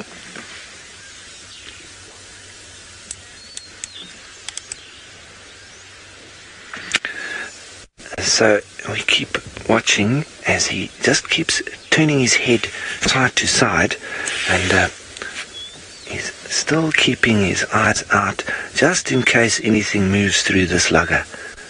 It's wonderful to see how relaxed they can be, but I tell you, from that position he could very quickly turn into full hunting mode. There we go. That's a lovely view of his face, and we'd have to get to see him nicely like that for quite a while before we'd be able to do any real identification procedures, checking the little spots on his whisker line and looking for any other individual characteristics, maybe some notches on the ears. He doesn't look terribly tattered on the ears. I'm just listening because it seemed like he made a little sound from his mouth there. There are some hyenas calling off in the distance. He's got his ears in tune, keep turning. He did turn a little bit his ears towards where the hyena were calling. They often do remain aware, especially of other predators. If there was lions or other leopards calling, sometimes hyena, they obviously need to be very careful of those particular animals, because that can be real competition and can also lead to conflict.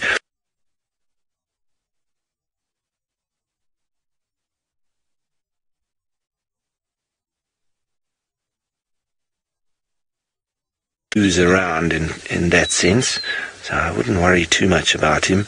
Leopards are so adaptable, and that's why it makes them so impressive in what they do as cats. Wonderful to watch. There's quite a few birds calling in the area. We've got the rattling cisticola, who's really going for it this morning, doing the tweet, tweet, tweet, tweet, tweet, tweet, just giving you a little bit of a feeling of what is actually happening now. We've got a couple of the black-bellied corans.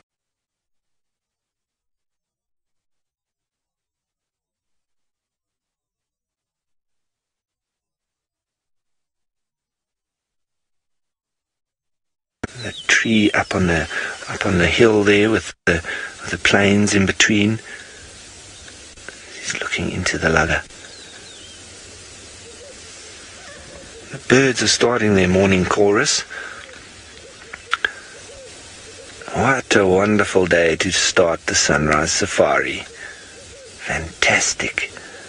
So as I say, everybody, in a minute I might move around and just see if we can get a better look on his face.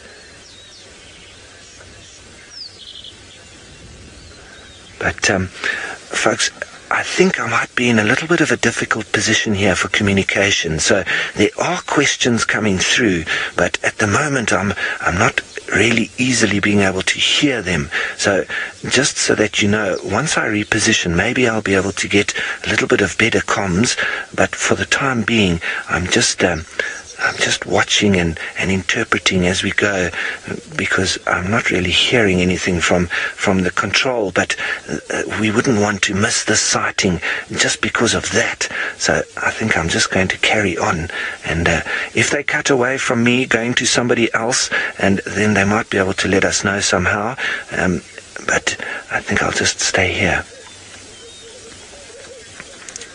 All right, folks, so while I reposition, we're going to stay here with this leopard, from one leopard, and I think it's a male, to a female. Off to Tristan we go. Well, we don't just have one leopard, Rolf, we have two. So the little one is absolutely bounding around everywhere. It is being a hooligan. It is running from side to side over the top. You can see bushes are moving all over the place as it's jumping. It's playing with leaves. There we go. Look at that little one messing around there. It keeps running and jumping on Tandi's head as well. And she just Tandi gets hit in the face as though, there's, she doesn't know what hit her. It's quite funny. There it goes, bounding along. Off to mom now. There we Is that not the coolest thing to watch? Such youthful exuberance. And I promise you, it just goes back and forth. Now, we got to wait for it, because I'm hoping that it's going to do what it did just now, which was run out of that left-hand side of frame and literally jump straight onto Tandi's face, back legs around her chin and front legs around her ears, and then just latch on for a second. There we go. What are you doing, little one? You are so naughty. And off it goes again. It's really on its own mission this morning. It literally is running around, like I say, like a hooligan. It's all over the place. Up and down. And it's funny to watch, because you just see Tandi, and she's got her tail flicking every now and then, which is almost like little bait to this little cub. As soon as she sees the tail flick, then she comes running towards her and jumps on her. But Tandi's still giving us a little bit of a look. Shame. I think she's a little unsettled this morning, so if she moves again, we're definitely not going to follow her one more time. We're going to leave her where she is and just let her at least have a bit of a break this morning. So, but it is funny. I think the little cub is probably agitating her more than anything, just because it comes flying from nowhere and literally, like I said, jumps all over her and rugby tackles her face, and it's very funny to watch. And you don't see much because of how thick it is. All you just see is this blur and this little white tail going up and down all over the place here. So very cool to watch, and I'm glad that we got to spend some time with Tandi and her cub. And as Viam was telling me now, we have to build trust between her and the cub, and so parking off a little bit further and letting this little cub play like this with us around is super important for us later in life. Ooh, Nikki, if I was a leopard cub, which leopardess would I like to have as my mom? Ooh, currently, or any leopard? Nikki, what do you reckon? If it's currently, then I think at the moment in this area, I would want Tandi for sure, because, well, she kills a lot. She's never really looks in bad condition. She typically has always got food somewhere close by. She's very, very good at protecting her little one, and she, well, there's the tail. The tail's been hit, and she makes sure that she looks after things and that she's constantly, on the lookout for any potential danger that might come around for this little cub. So she's an incredibly good mom from that, and her record in terms of being a mother is very good. She hasn't lost too many cubs. Yes, she's lost cubs from every single litter, but she's still managed to raise a cub from all of the litters that she's produced as far as we know. So she's done really well in that regard, and so she seems to have gotten her mom's genes. In terms of if you could choose any leopard, well, Kruger would be the obvious choice, just from a point of view that for some reason Kruger knew exactly how to raise cubs. She knew where the best places were. She knew what was the right place to make sure that her cubs were safe. She provided food for them, so, you know, and her track record speaks for itself. So those would be the two that I would say.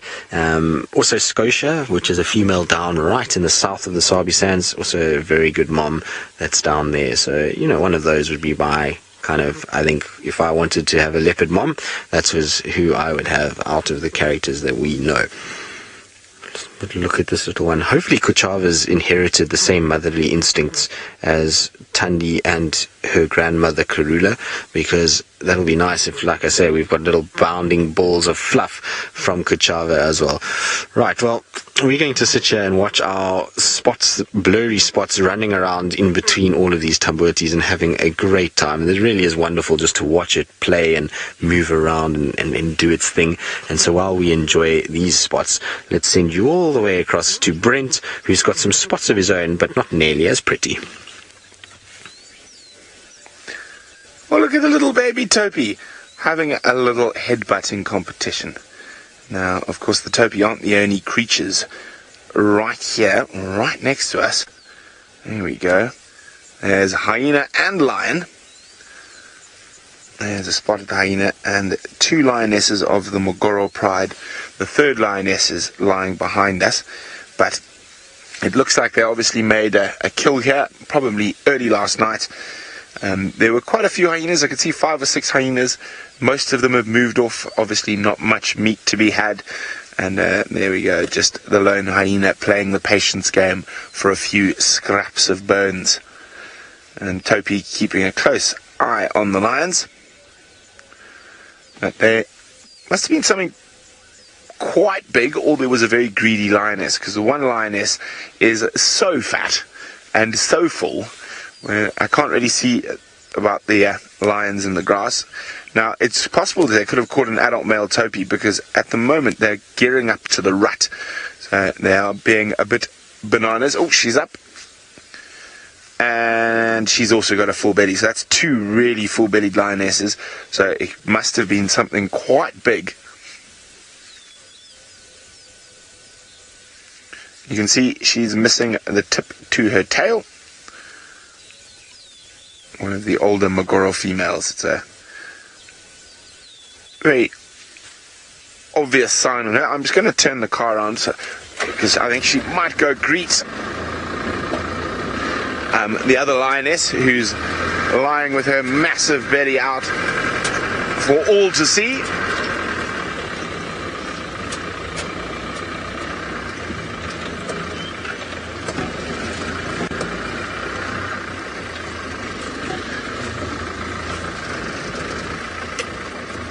There we go.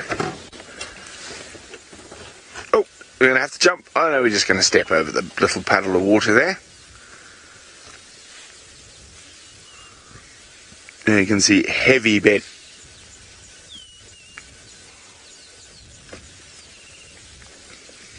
No, we're not going to go say hello. We're going to find our own spot to flop down. Oh, obese lions are always slightly amusing. And you can see how round that tummy is on the lioness on the right.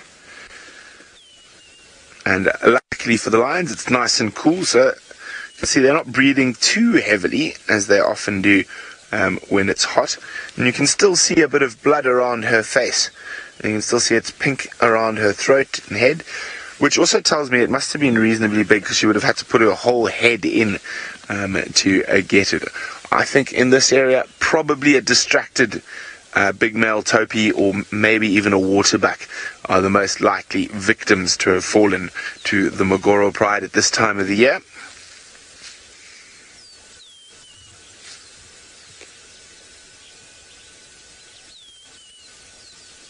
Now, her teats do look a little bit swollen. The one thing I must say, I have never seen cubs with the Morgoro pride. I've seen them mating, so there's a possibility that one or all three of the lionesses might be pregnant.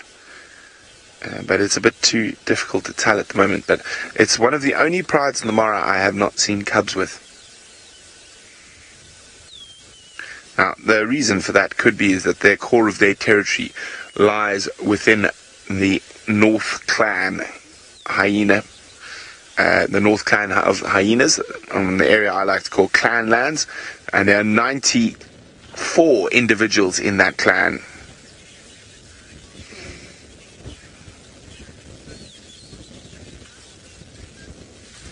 Alikam would like to know, why do lions have a different color coat to all the other big cats who most have spots or stripes? Well, shame. I will answer your question now. Shame. So, two gorged themselves, and the one lioness who's about to walk into frame about now, she, I think, was the one that was mating with Hunter. So, she obviously arrived a little bit late to dinner last night, and you can see she's not starving, but she's definitely not as full as the other two. So, if you look carefully, Alikam, on the lion, you can see there are remnant spots on her belly and on her legs. So, as the rainforests of Africa began to shrink and head towards the west, and the open savannas became bigger and bigger, the lions would have lost their spots, which they would have had in the past, and become more tawny to fit in with the open grasslands. So that's why they would have been spotted, or their ancestors would have been spotted, and in some individuals you can still see quite a lot of spots on them. Where are you going, madam? Hungry girl? Well, not too hungry, but definitely more hungry than the other two gluttons.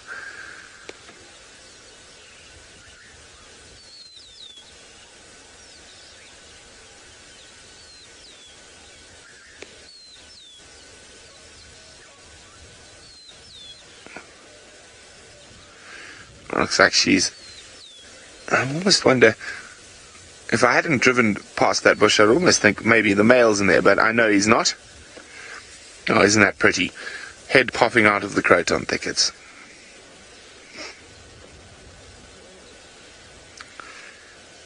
There she goes off to join the other two on the other side of the road.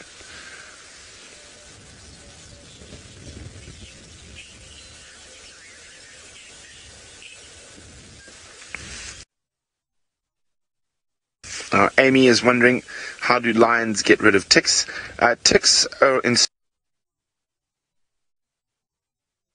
certain areas they are able to scratch off or pop while they scratch, but ticks in other areas, unfortunately for lions, they just got to wait till they're actually sated and full of blood, and then they fall off. Oh, tired kitty.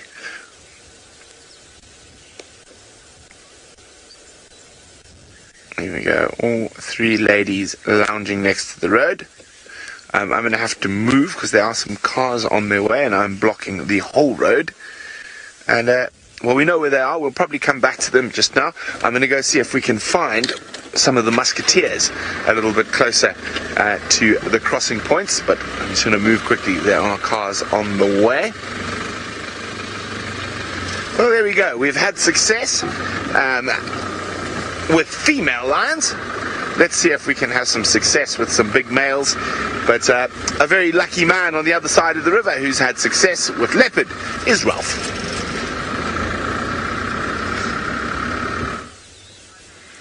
Thanks, Brent. Yes, absolutely. We've been so lucky, especially this morning. Well, we've had very much luck on the other side, and coming back now, it's just continued. And looking from this angle now, I do think that this is a female. The head looked quite boxy from the back, but here from the front, it looks definitely like it is a very nice and beautiful and strong female. And I think James Richard had sent through that it's possibly the Magia Chafu female, which means dirty water. and this seems to be the right area for her to be in. And there's a zebra moving through the drainage line just a little bit away, and she's been watching them but hasn't really taken much interest. She hasn't stood up or anything, so we don't know how hungry she is or how fat her belly is at present, or how she's looking in terms of feeding. But as leopards are, always watching, always alert, and just looking out at the prey species that are moving past. Wonderful to see this female sitting here. She looks like she's in her prime, quite an older female, because her coat does look like it's darkening, and she's definitely not a youngster, but I don't say that she's very old, but perfect age for her to be hunting and in the prime of her life. I don't know anything about the history of this particular cat, so whatever you have, if you want to send it through and enlighten me, please feel free. That's what it's all about, sharing information and seeing how close we can get to identifying this positively. But I'm going with James Richard. It seems like he's got quite a good amount of info on the cats around, so we'll go with that for now, unless somebody says otherwise. Wonderful. Still out back at those zebra, every now and then bobbing backwards and forwards the head, but there's also a vehicle that has just stopped there now, one of the Ascaris. Oh, she's making like she could be interested, because there are also some impala starting to make their way through, so we are going to sit here and watch. Look, that's a little bird bobbing in the bush above him. See how she starts concentrating like that? Start to go down a little bit. Almost like she's ready to start stalking, or at least trying not to be spotted. And that's the first step. And the next would be to get a little bit closer and get in for the pounce. Nice to see, if we had to see a little bit of hunting here or stalking, the difference between cheetah and leopard and in their hunting tactics.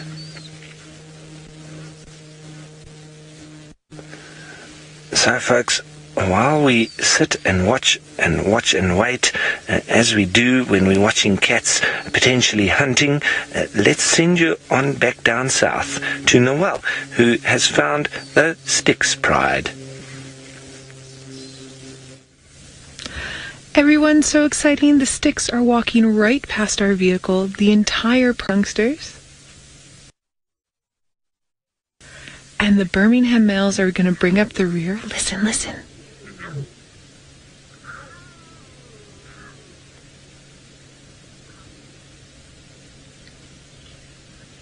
How incredible is that? And they're going to walk, all of them, right past our vehicle. They're all very relaxed with us.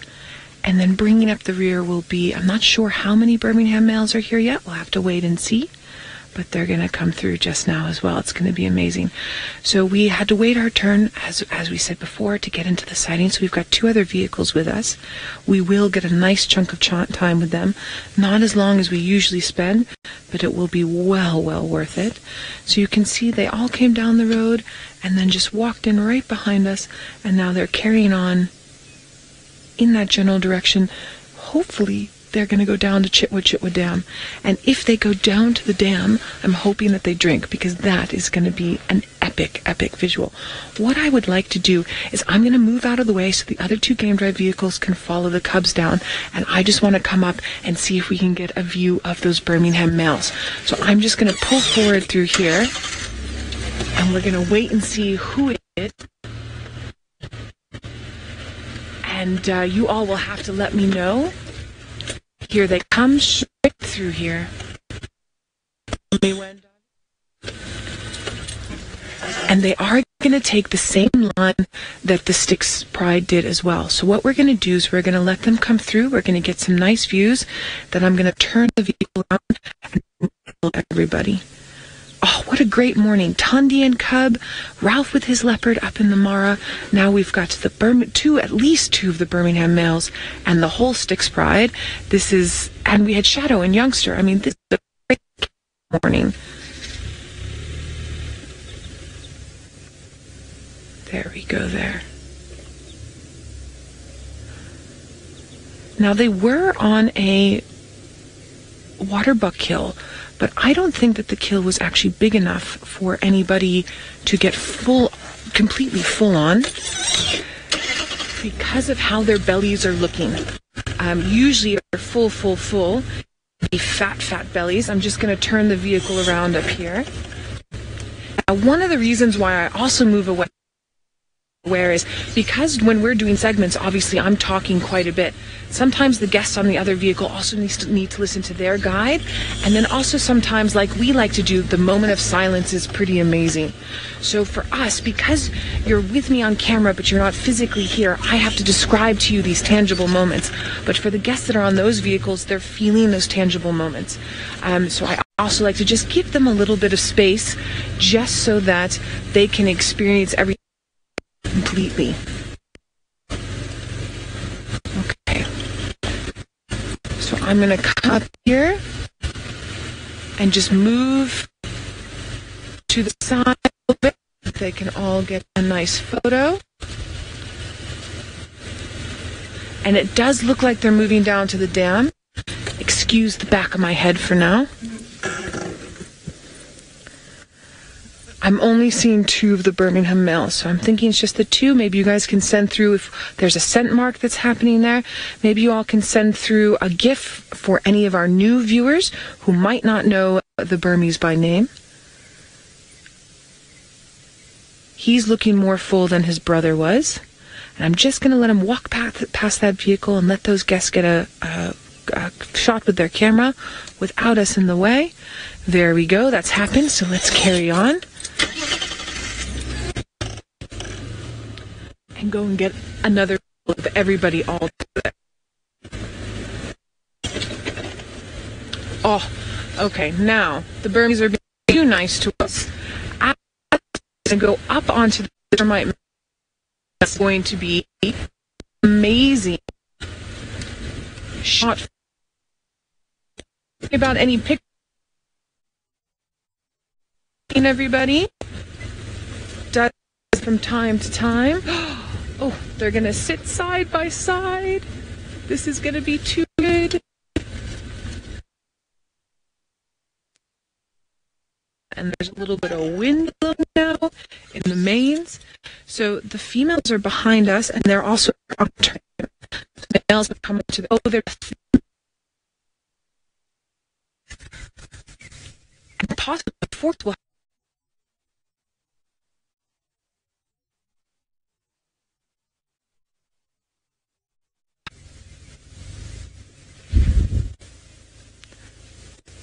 So,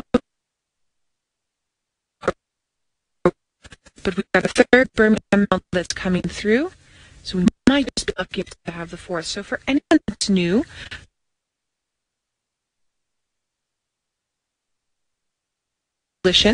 one of them passed away, so the four brothers are still left, and they have several prides of females that they say hello to, for lack of a better term.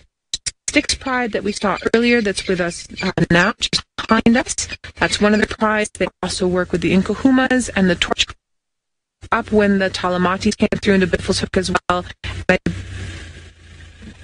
Oh, guys, I'm so sorry. Our signal is really having a problem right now, so let's head over to Steve while we busy try to sort this out.